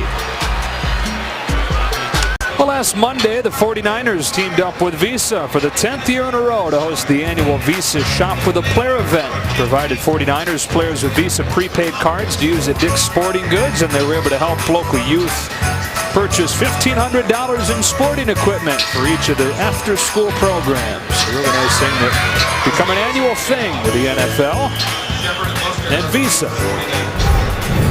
America's Game of the Week rolls on. 22-14 Seattle. Keep in mind, this would be a 2-possession game if not for a blocked extra point on Seattle's last touchdown. But it remains a 1-possession game late in the third.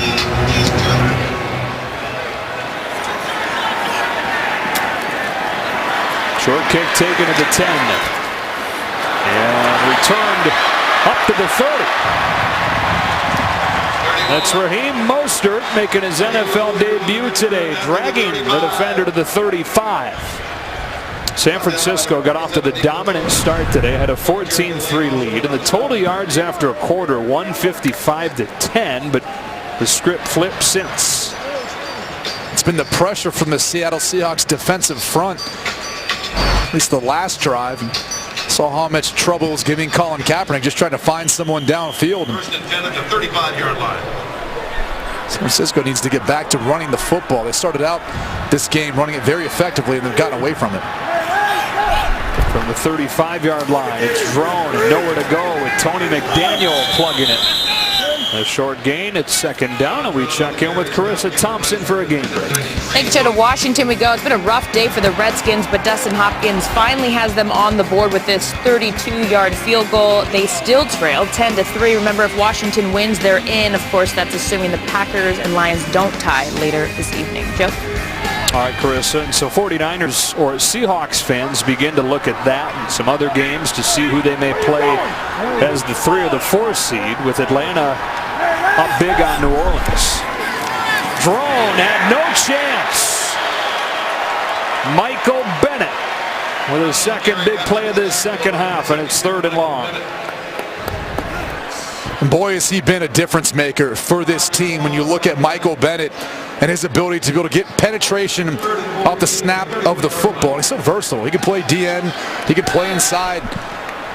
It's almost a pass rush specialist at defensive tackle. That's actually where he's lined up on this 3rd down. And 14. Straight 4-man rush.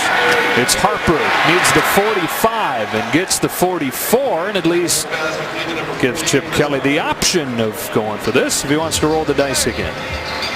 Nope, he'll send the punt team out. Both teams today have really struggled on 3rd down. San Francisco's 2 of 9 with that last play, and Seattle hasn't been much better. They're 1 for 7 on the day. I mean, they've really just capitalized off turnovers and big plays that have helped set up their scores.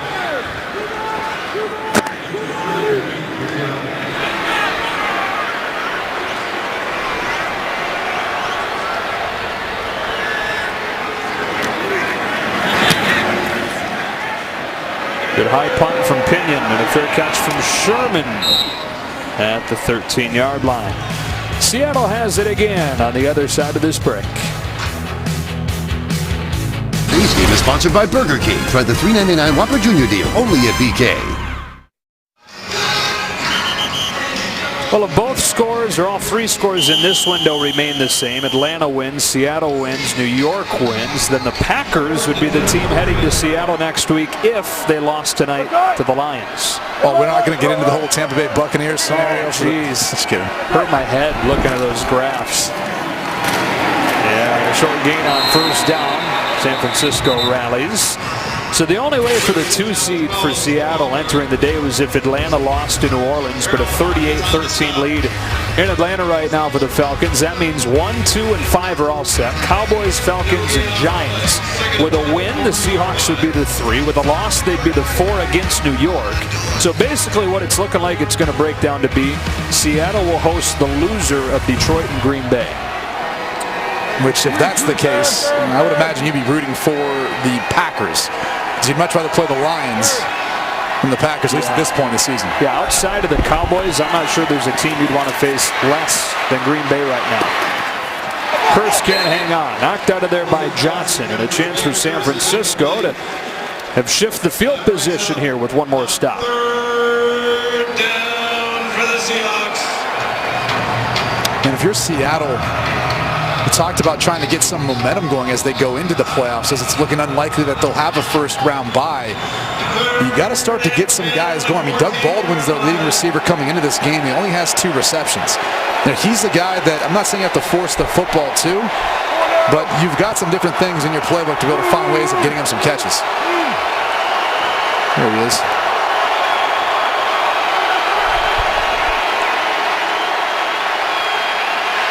Good coverage downfield. Wilson lets it go. It's Baldwin or it's Kearse running out there, but it's out in front of him, and it's 4th down. And credit the 49ers defense. The job that they have done in coverage downfield on the Seattle Seahawks and really bottling up Russell Wilson for the most part today. Besides a couple times they've gotten some big plays to Jimmy Graham and Doug Baldwin. They've done the job, and they've forced the Seattle Seahawks team now to go to only convert 1 3rd down on the day. And this is snapped over the head of John Ryan and a safety. Special teams nightmare down the stretch for Seattle. Nolan Freeze, who had a high snap on the missed extra point against Arizona, sails this one over Ryan. This wasn't even close. I mean, John Ryan's a good athlete. He's the type of guy that can kind of return or at least make a fake as a punter, but he can't get up that high to get that football. And the rookie from Houston, who Shannon Spake told us earlier is dealing with an ankle injury, sails that thing out of the back of the end zone. It's a 6-point game, and the 49ers are set to get it back. It's a 9-5-1 team that's going to the postseason for the 5th season in a row, but there's so many signs like this that this is not the same Seahawks team. Well, they just haven't been able to put together a complete game. And that means on offense, defense, and special teams, they haven't really come out and demonstrated having one of those performances where you kind of walked away saying, yeah, they've got that Super Bowl winning mentality right now. They're able to play to that caliber. They've got the talent. They just, for whatever reason, haven't been able to put it all together this season, whether it's injuries and missing a guy like Earl Thomas on defense or not having a stable running back there. But on special teams, there's not much of an excuse. John Ryan doesn't have to rely on a snap for this one. Jeremy Curley from the 15 to the 26. Coverage teams have been the one solid spot today for Seattle on special teams. Fox's football coverage doesn't end when the games are over. Afterwards, stick around for the OT. Kurt, Terry, Howie, Michael, and Jimmy bring you expert analysis, extended highlights, exclusive interviews. It's America's #1 postgame show. The OT, sponsored by Lowe's, coming up after the game, only on Fox. So a little bit of life for the 49ers after the safety in a 6-point game with his offense coming back out, searching for some life of its own. Monster first quarter, nothing since.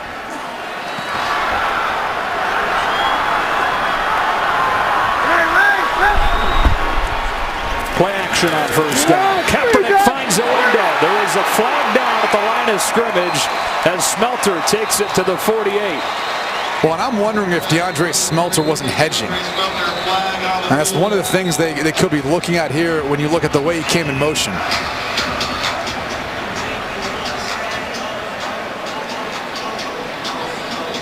Illegal formation, offense.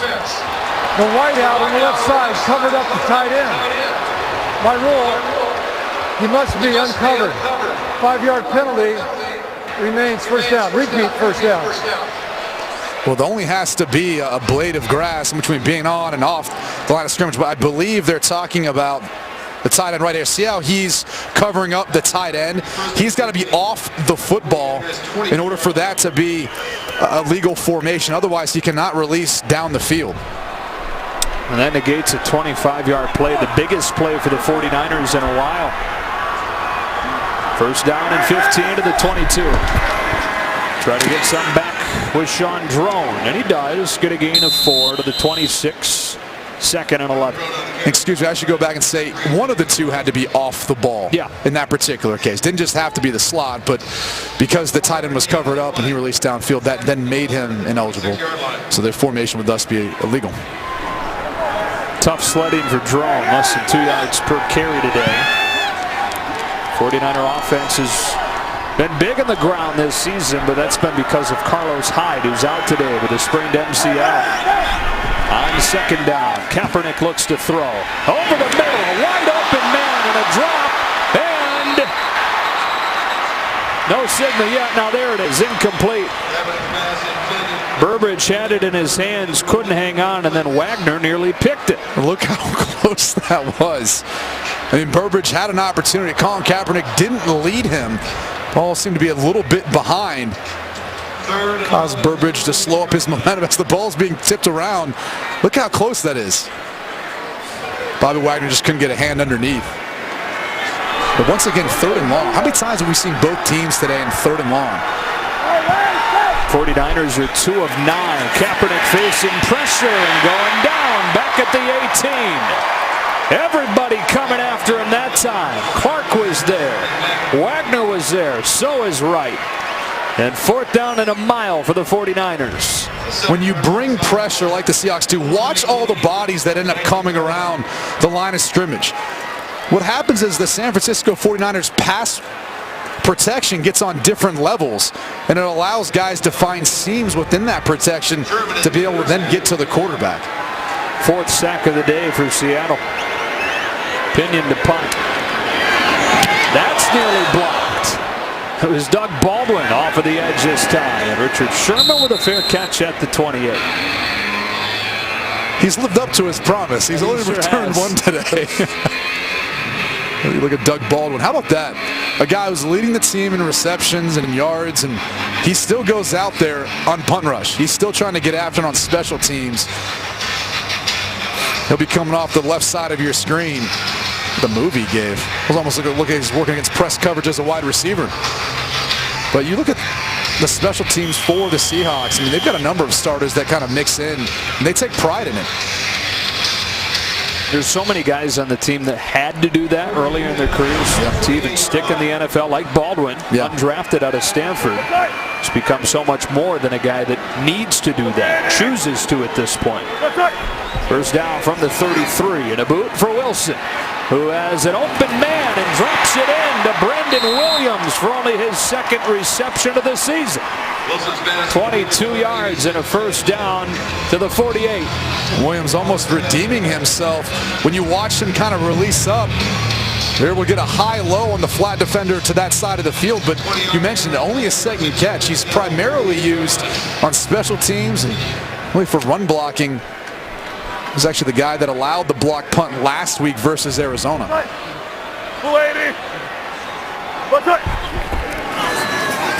Another play action pass. Wilson gets rid of it. Incomplete. Carl Bradford forcing the throwaway. We check in again with Carissa. Thanks, Joe. KC, San Diego, the Chiefs already up 27-17 when Tyreek Hill does this. A 95-yard punt return for a touchdown. The Chiefs lead 34-17. Remember, if they win and the Raiders lose, KC is the 2 seed and Oakland would be the 5th. The Raiders losing big right now to the Broncos. Joe? Unbelievable the difference that Tyreek Hill has made for Kansas City this year. Not only in the return game, but even on offense with the different things that he can do. He's made them a legit contender in the AFC. Here's Collins with a big hole on second down. Alex Collins rolling inside the 30 to the 26.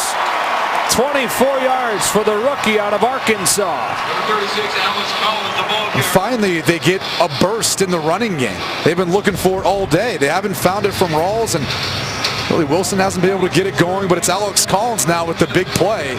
Maybe this will spark some momentum. One of the things you got to like of Alex Collins as a rookie coming out of Arkansas, he's got good vision. He's able to kind of see that backside cut. That was what he was able to do in the last play. Pete Carroll thought last week was his best game as a pro. Ran for 28 yards with Rawls hobbled with a shoulder injury. J.D. McKissick comes in here. Wilson spots him, swinging out of the backfield.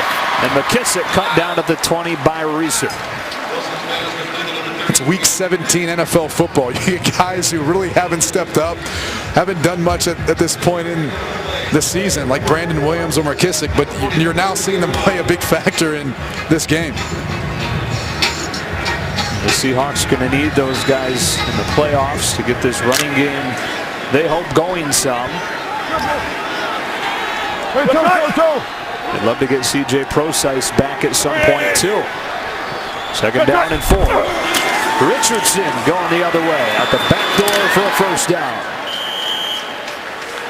Kind of plays they had designed previously for Tyler Lockett, who's lost for the season with a broken ankle.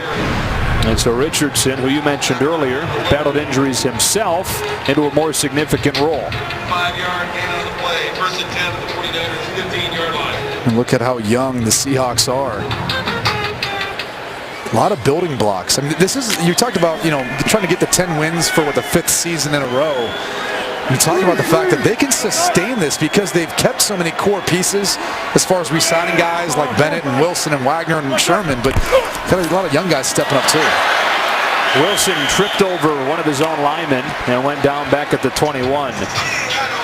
And that will bring this third quarter to a close with Seattle out in front 22-16. It's not been pretty. They're trying to wrap up the 3 seed, it appears, at this point in the NFC playoffs. Back to America's Game of the Week in a moment.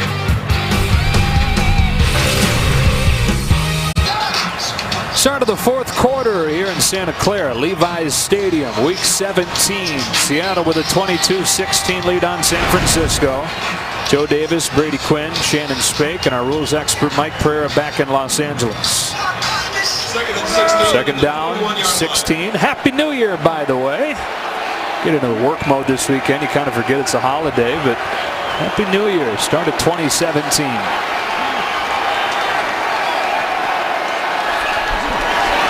Wilson looks to throw out of a collapsing pocket. Able to turn his shoulders and heave that thing out of bounds. Pressure coming off both edges. Ronald Blair forced the throwaway and made it 3rd down and long. Well, Blair has had himself a day, but one thing that you're starting to see again is the offensive line for the Seattle Seahawks get a little bit exposed. The longer this game's gone on, we've seen more and more pressure put on Russell Wilson. That was the exact opposite of last week, where they struggled early, and then late in the game, they kind of found the rhythm protecting Wilson. So opposite in the stages of the game it came in, but consistent in that they've been totally inconsistent. This ball's got to go to the end zone. It's going to be tough, though. San Francisco's playing a lot of soft coverage. They're going to use a timeout. With that play clock winding out. Second one used by Seattle.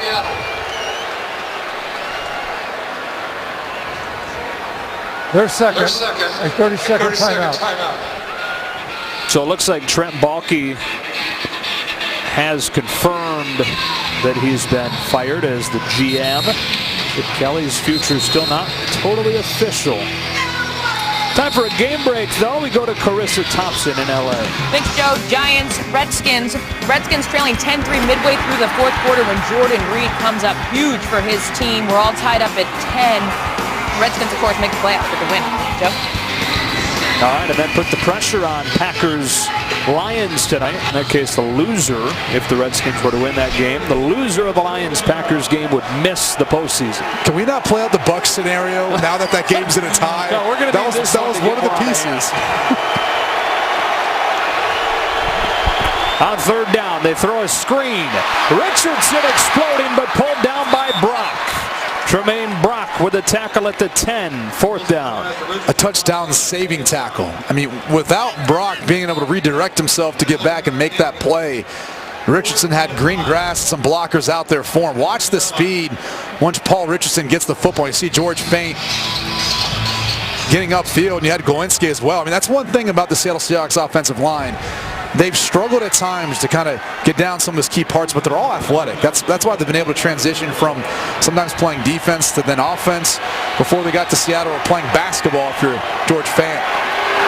28-yarder, and hasn't been a sure thing lately, but it's down the middle here. And the lead is back to 2 scores for Pete Carroll's bunch. Today's game is sponsored by Microsoft Surface, the official tablet of the NFL. Fun way to celebrate the new year with an NFL game here in Santa Clara. We welcome you from down below back inside. Happy New Year, Brady. I think this Happy New Year. Yeah, thank you. This one has been a little more entertaining than Seahawks fans would have liked. A little more entertaining than I think we thought it was going to be. Yeah, and really, if you're a Seahawks fan, you're kind of looking for your team to now pull away. You've got this game now to within it's a 2-score game, and if you're the 49ers, I think at this point, given the fact that you're locked into that number 2 spot in the draft, I think you'd want your team to fight back and come back into this game, given that you don't have the first pick in the draft to really worry about trying to compete for. That will be the Browns, lost in overtime today to Pittsburgh. Just 1 week away from the start of the NFL playoffs, and our coverage begins with an NFC wildcard matchup next Sunday here on Fox. So it will be 4 against 5 or 3 against 6 in that matchup, and if the Seahawks hang on here, they will be the 3 as far as who they'll play. Well, if Washington comes back and pulls off the comeback against the Giants, it would be Washington. If they lost, the Seahawks as the 3 seed would play the loser of tonight's Lions-Packers game. That's also assuming that the Packers and Lions don't tie, because that's a scenario where the Redskins would be able to then, no, they wouldn't make it in. Both teams would make it in. Yes, both Packers and Lions in a tie. They flip it off underneath to Sean Drone, trying to get something going. He gets 3, and it's 2nd and 7. Those play was a forward pass. Those tables where you look at the different scenarios, if you study them too hard, it can make your head hurt. Well, let's do this. Why don't we just adopt the playoff rule and not have overtime? Not have it be the possibility of a tie. Yeah, just make it so you can only win. You don't have to worry about all this.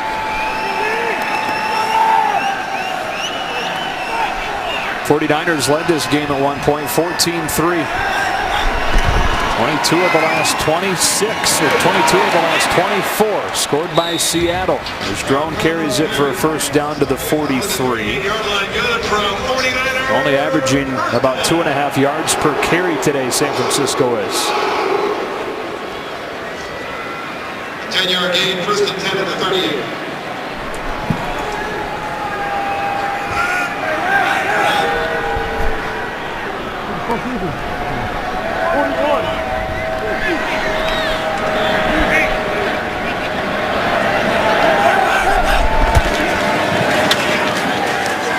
Drone hit in the backfield. Stopped just past the line of scrimmage. KJ Wright and there with the Taba Rubin.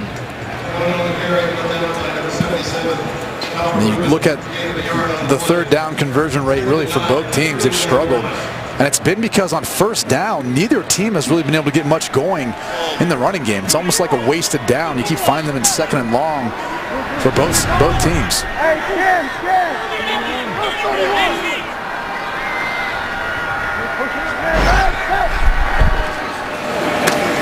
drone, no chance to get going. Ataba Rubin was in there first, and Wagner the beneficiary.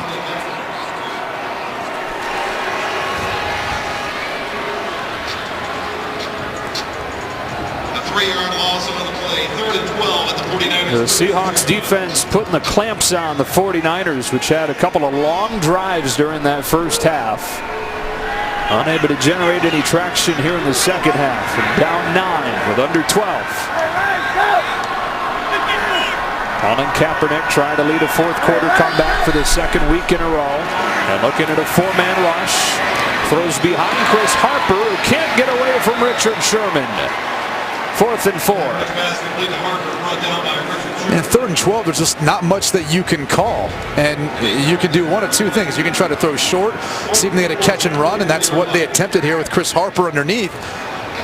And Richard Sherman obviously finds a way of getting Harper down on the ground. Or you can throw a screen or something of that nature, but it's really an uphill battle. If you don't win on 1st and 2nd down, you keep finding yourself in 3rd and long, you're going to find yourself punting the football a lot. That's something that the San Francisco 49ers have done the most of any team this season. Another one for Bradley Pinion. This one not as good. Sherman waves off the blockers. It's dangerously close to Nico Thorpe down there and bounds out of bounds inside the 10. Back to Santa Clara in a moment.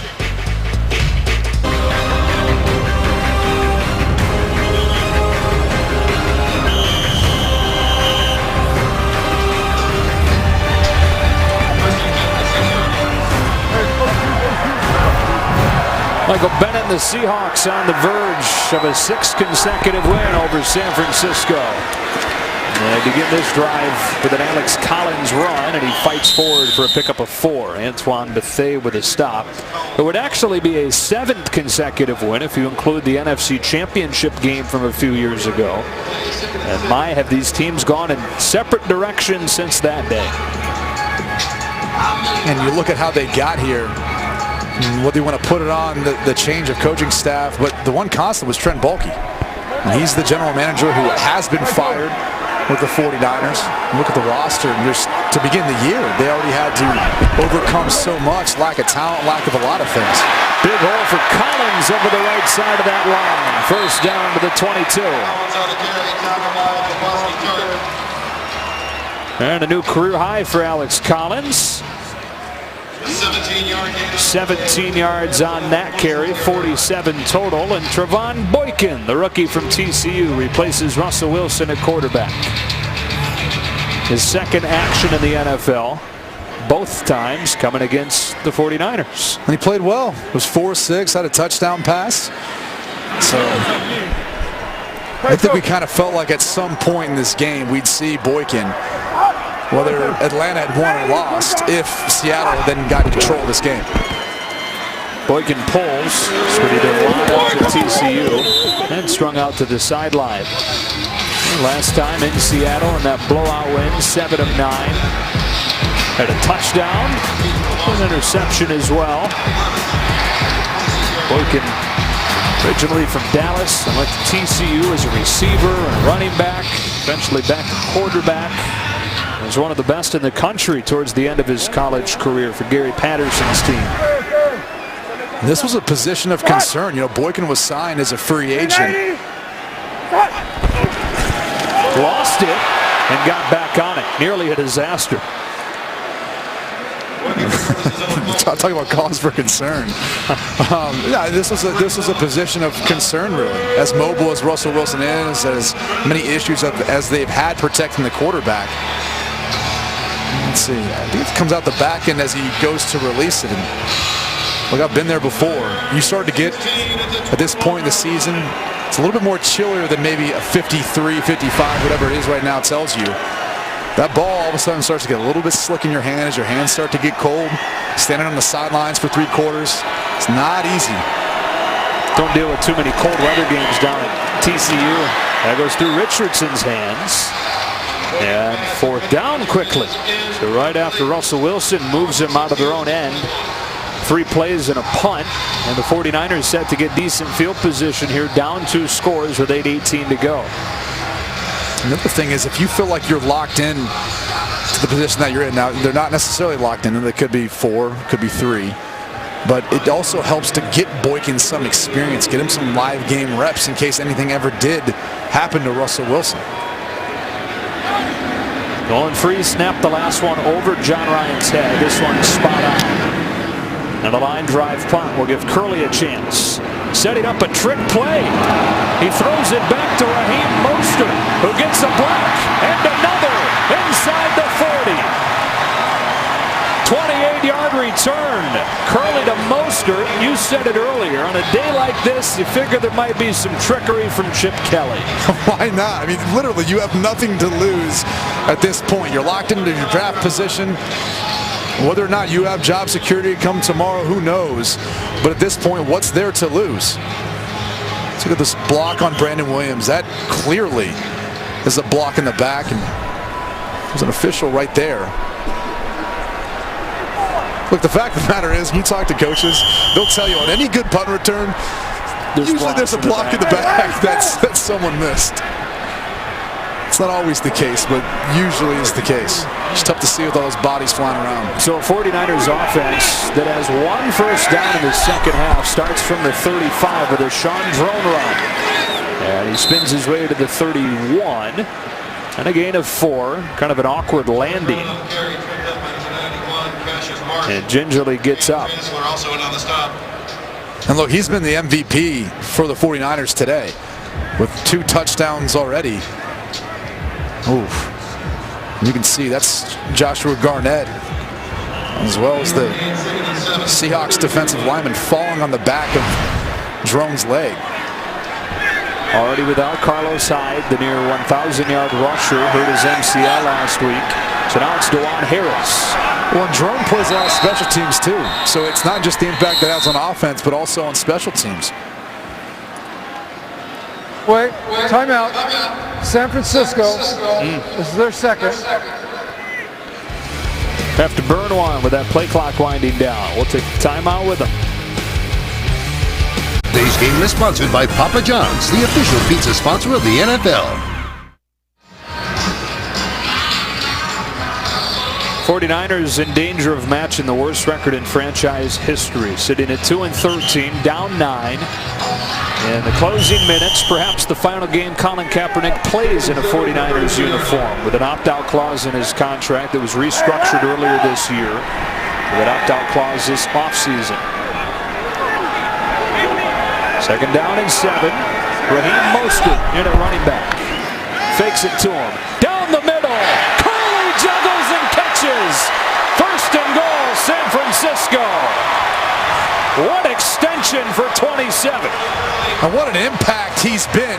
He's going to come all the way across the formation, and it's the play-action pass fake that sucks up Bobby Wagner. You see him chasing down, trying to get back into coverage to disrupt it. But look at the one-handed extension and the focus and concentration to bring it into his body.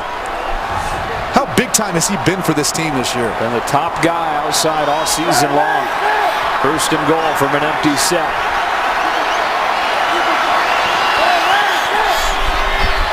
Kaepernick on a quarterback draw with a flag down.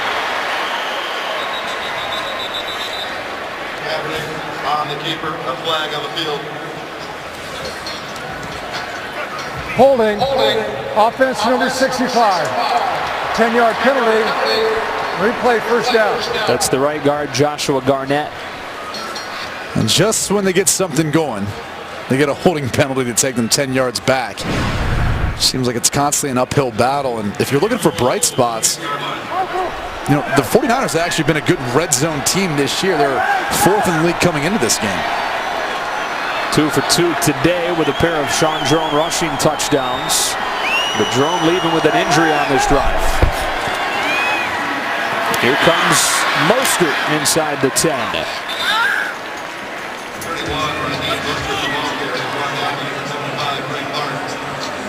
Rookie from Purdue making his NFL debut today.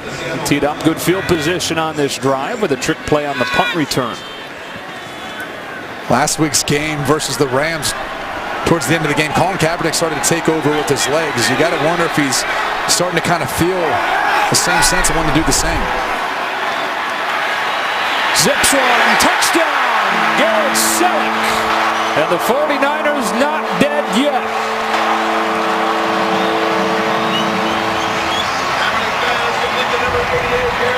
Well, this is something they worked on. They want to try to push and act like he's going to the corner, and then he's going to come back and just sit. And you could see him use the leverage that he has because of him coming back to the football that allows him to get his body in between the defender and the football. Well-designed play by Chip Kelly and his staff for San Francisco.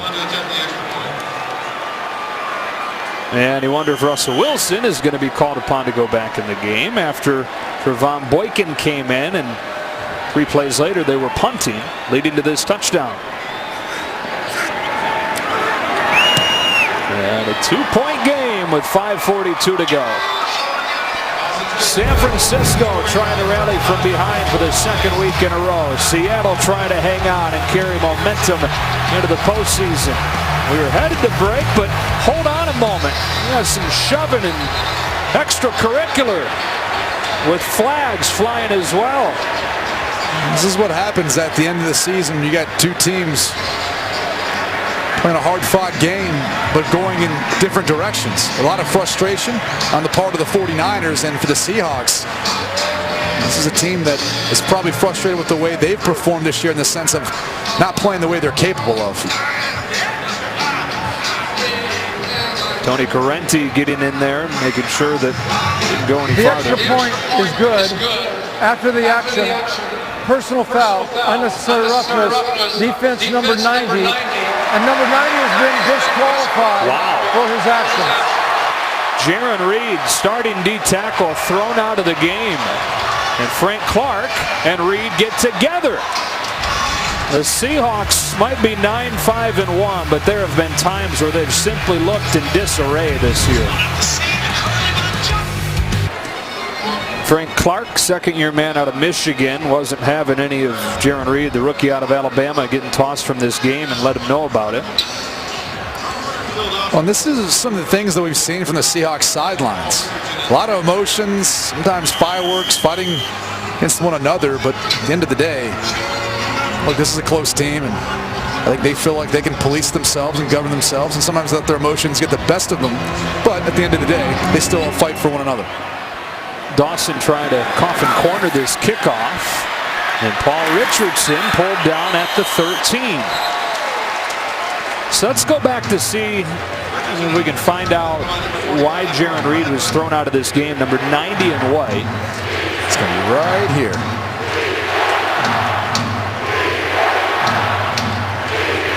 And it came late. I mean, we were almost in commercial. I mean, Taba Rubin lands on top of Nelson. That maybe is what starts things. And then Reed starts to get in a bit of a shoving match towards the end, and I think things start to pile on. Kicking team, number 29. Seattle has taken the opportunity to add the 5 yards to the end of the play. First down. Yeah, so it obviously came after the shot we saw there. And it's Pete Carroll sticking with Trevon Boykin. What do you think? I mean, look, as far as preparing this young man for these sorts of situations later on in his career, I guess it's smart if you're not concerned about being the 3 or 4 seed, since you're going to be hosting that wild card game. And at this point, it's not like you know who that matchup is going to be against. So maybe they feel like there's a better chance that they'd rather go up against the Giants if something happens here. Yep, and right now, again, what you're looking at basically is with the loss, you're the 4 seed hosting the Giants. With a win, you're the 3 seed hosting the loser, the Packers Lions. From the 19-yard line. Boykin on the roll.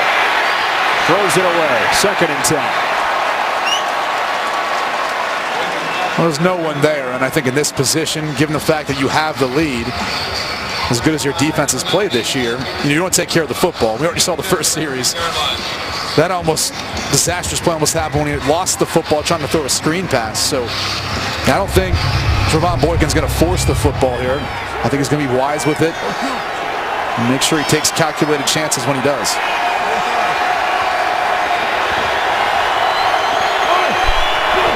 On 2nd and 10, it's Collins. Stopped right away by Chris Jones. He was the first to get a hold of him. Glenn Dorsey was there as well. And a big 3rd down coming up for the Seahawks with 5+ left. He also went on the stop. That brings up a 3rd down. You have to understand, too, who Trevon Boykin's working with. You know, at this point, there's some backups in there at wide receiver as well. So it's not as if they have their starting group out there. If you're looking at matchups and guys they want to try to work towards. Now, Paul Richardson's the guy. If I was down here, that's what I'd be falling towards. Boykin, short side, on target for a 1st down to Tanner McAvoy. His first catch of the game is a big one. Up to the 30-yard line to keep this drive rolling. And it's only his 8th of the season. Look at all the cushion, though. We already saw the injury earlier to Rashad Robinson, so that's Dante Johnson, the backup, playing in replace. Good job by McAvoy.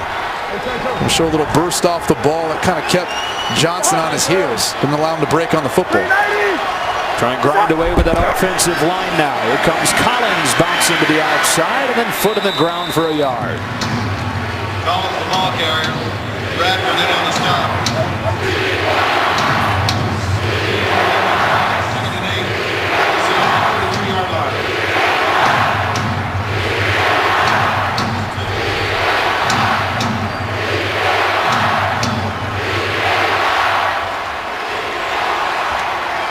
49ers, a franchise record 13-game losing streak this year. Snapped last week with a 4th quarter comeback against LA. Trying to do the same today.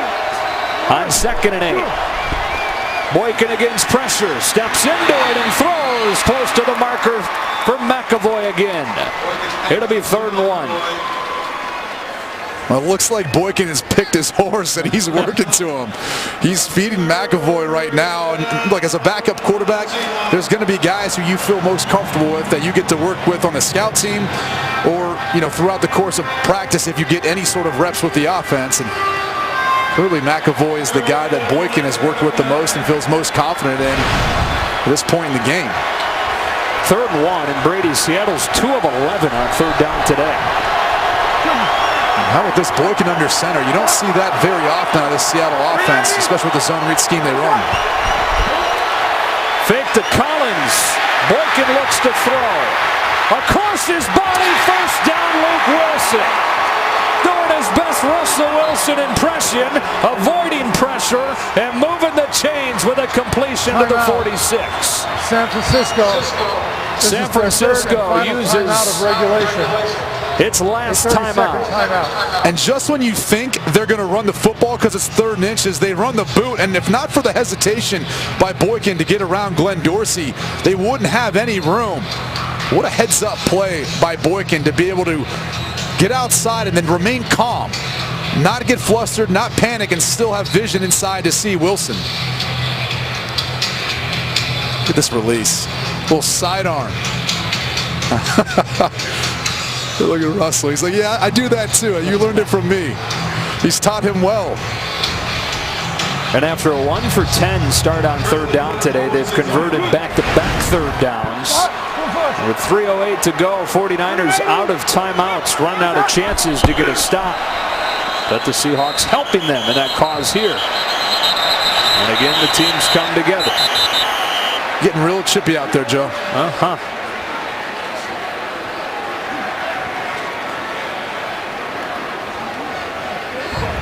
False start. Offense, number 72. 5-yard penalty. Remains 1st down. I think he means 76, Jermaine Afidi. And looks like it was Justin Britt who may have upset some of the Michael Wilhoit and Chris Jones for San Francisco. Look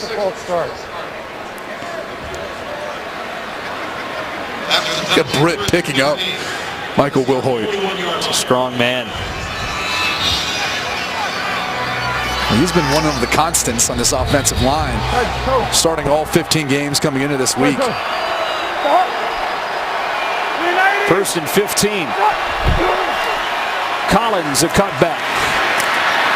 stop by Keith Reeser on a gain of 4 to the 45, where it'll be second down and 11. And they can run that clock down to 2:20 or so before snapping it on this second down play.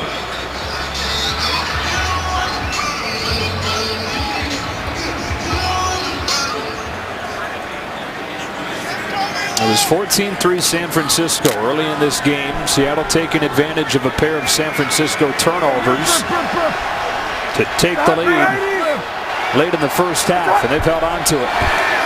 Boykin tosses it for Reese in the flanks, and the fullback has a first down inside the 40. Marcel Reese, who was picked up in early December by Seattle, goes for 17. Well, Boykin just showing off the fact that he's a gamer. A 19-yard gain on the play. First and 10 for 49ers, 36-yard line.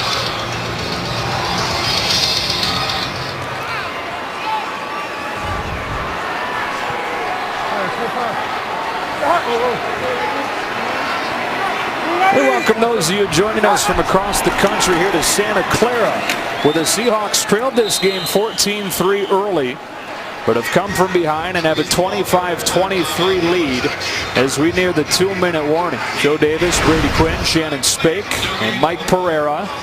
Russell Wilson came out of the game a few minutes back, with Pete Carroll electing to get Trevon Boykin into the game, get him some work. 2-minute warning in Santa Clara. Back in a moment. Today's game is sponsored by Geico. 15 minutes could save you 15% or more on car insurance. Seattle with a win, looking at a 3 seed. With a loss, would be a 4 seed against the Giants. First, second down from the 36, and Boykin booting. Green grass in front of it. And Boykin smartly stays in bounds and gets to the 26 with close to enough for a first down. This was a 22-14 game during the third quarter with the Seahawks in front, but some special teams issues. A snap over the head of Ryan and a safety cut the deficit to 6, but the Seahawks on the move again. Set up a field goal for Hauschka. 49ers, though, refused to go away. This circus catch from Curley set up a touchdown as Kaepernick zipped one to the end zone for Selleck. And then, as we mentioned prior to the 2-minute warning, Russell Wilson leaving the game. Trevon Boykin coming in, getting some valuable snaps, perhaps, in the worst-case scenario as they move into the playoffs. And he can now run the clock out. And Seattle will be looking at a 3 seed, assuming Atlanta hangs on against New Orleans. And if you're looking at this game and you're a Seahawks fan looking into the playoffs, obviously you're excited about the win, but there's still some concerns. You know, you're looking at this team, you want to try to get Rawls to around, I don't know, 100 yards rushing or so. Talked to Pete Carroll before the game, said we'd like to give it to him 20 times, but in order to do that, you have to be successful running the football. He only got 8 carries today for 14 yards, so not having that running game is still a concern. I thought they protected Russell Wilson better than last week versus Arizona when they gave up 6 sacks. But in large part, you know, you've got to look right now at yourself if you're the Seattle Seahawks and be concerned, especially about special teams. The snap over John Ryan's head, the field goal issues. There's definitely some concerns as you head into the playoffs. There's 2:20 left down in Atlanta on a 13-point lead for the Falcons, so it looks like they'll hang on. It looks like Seattle will be the 3 seed and would take on the loser of the Lions and the Packers game tonight. We'll be back with more coverage after these messages.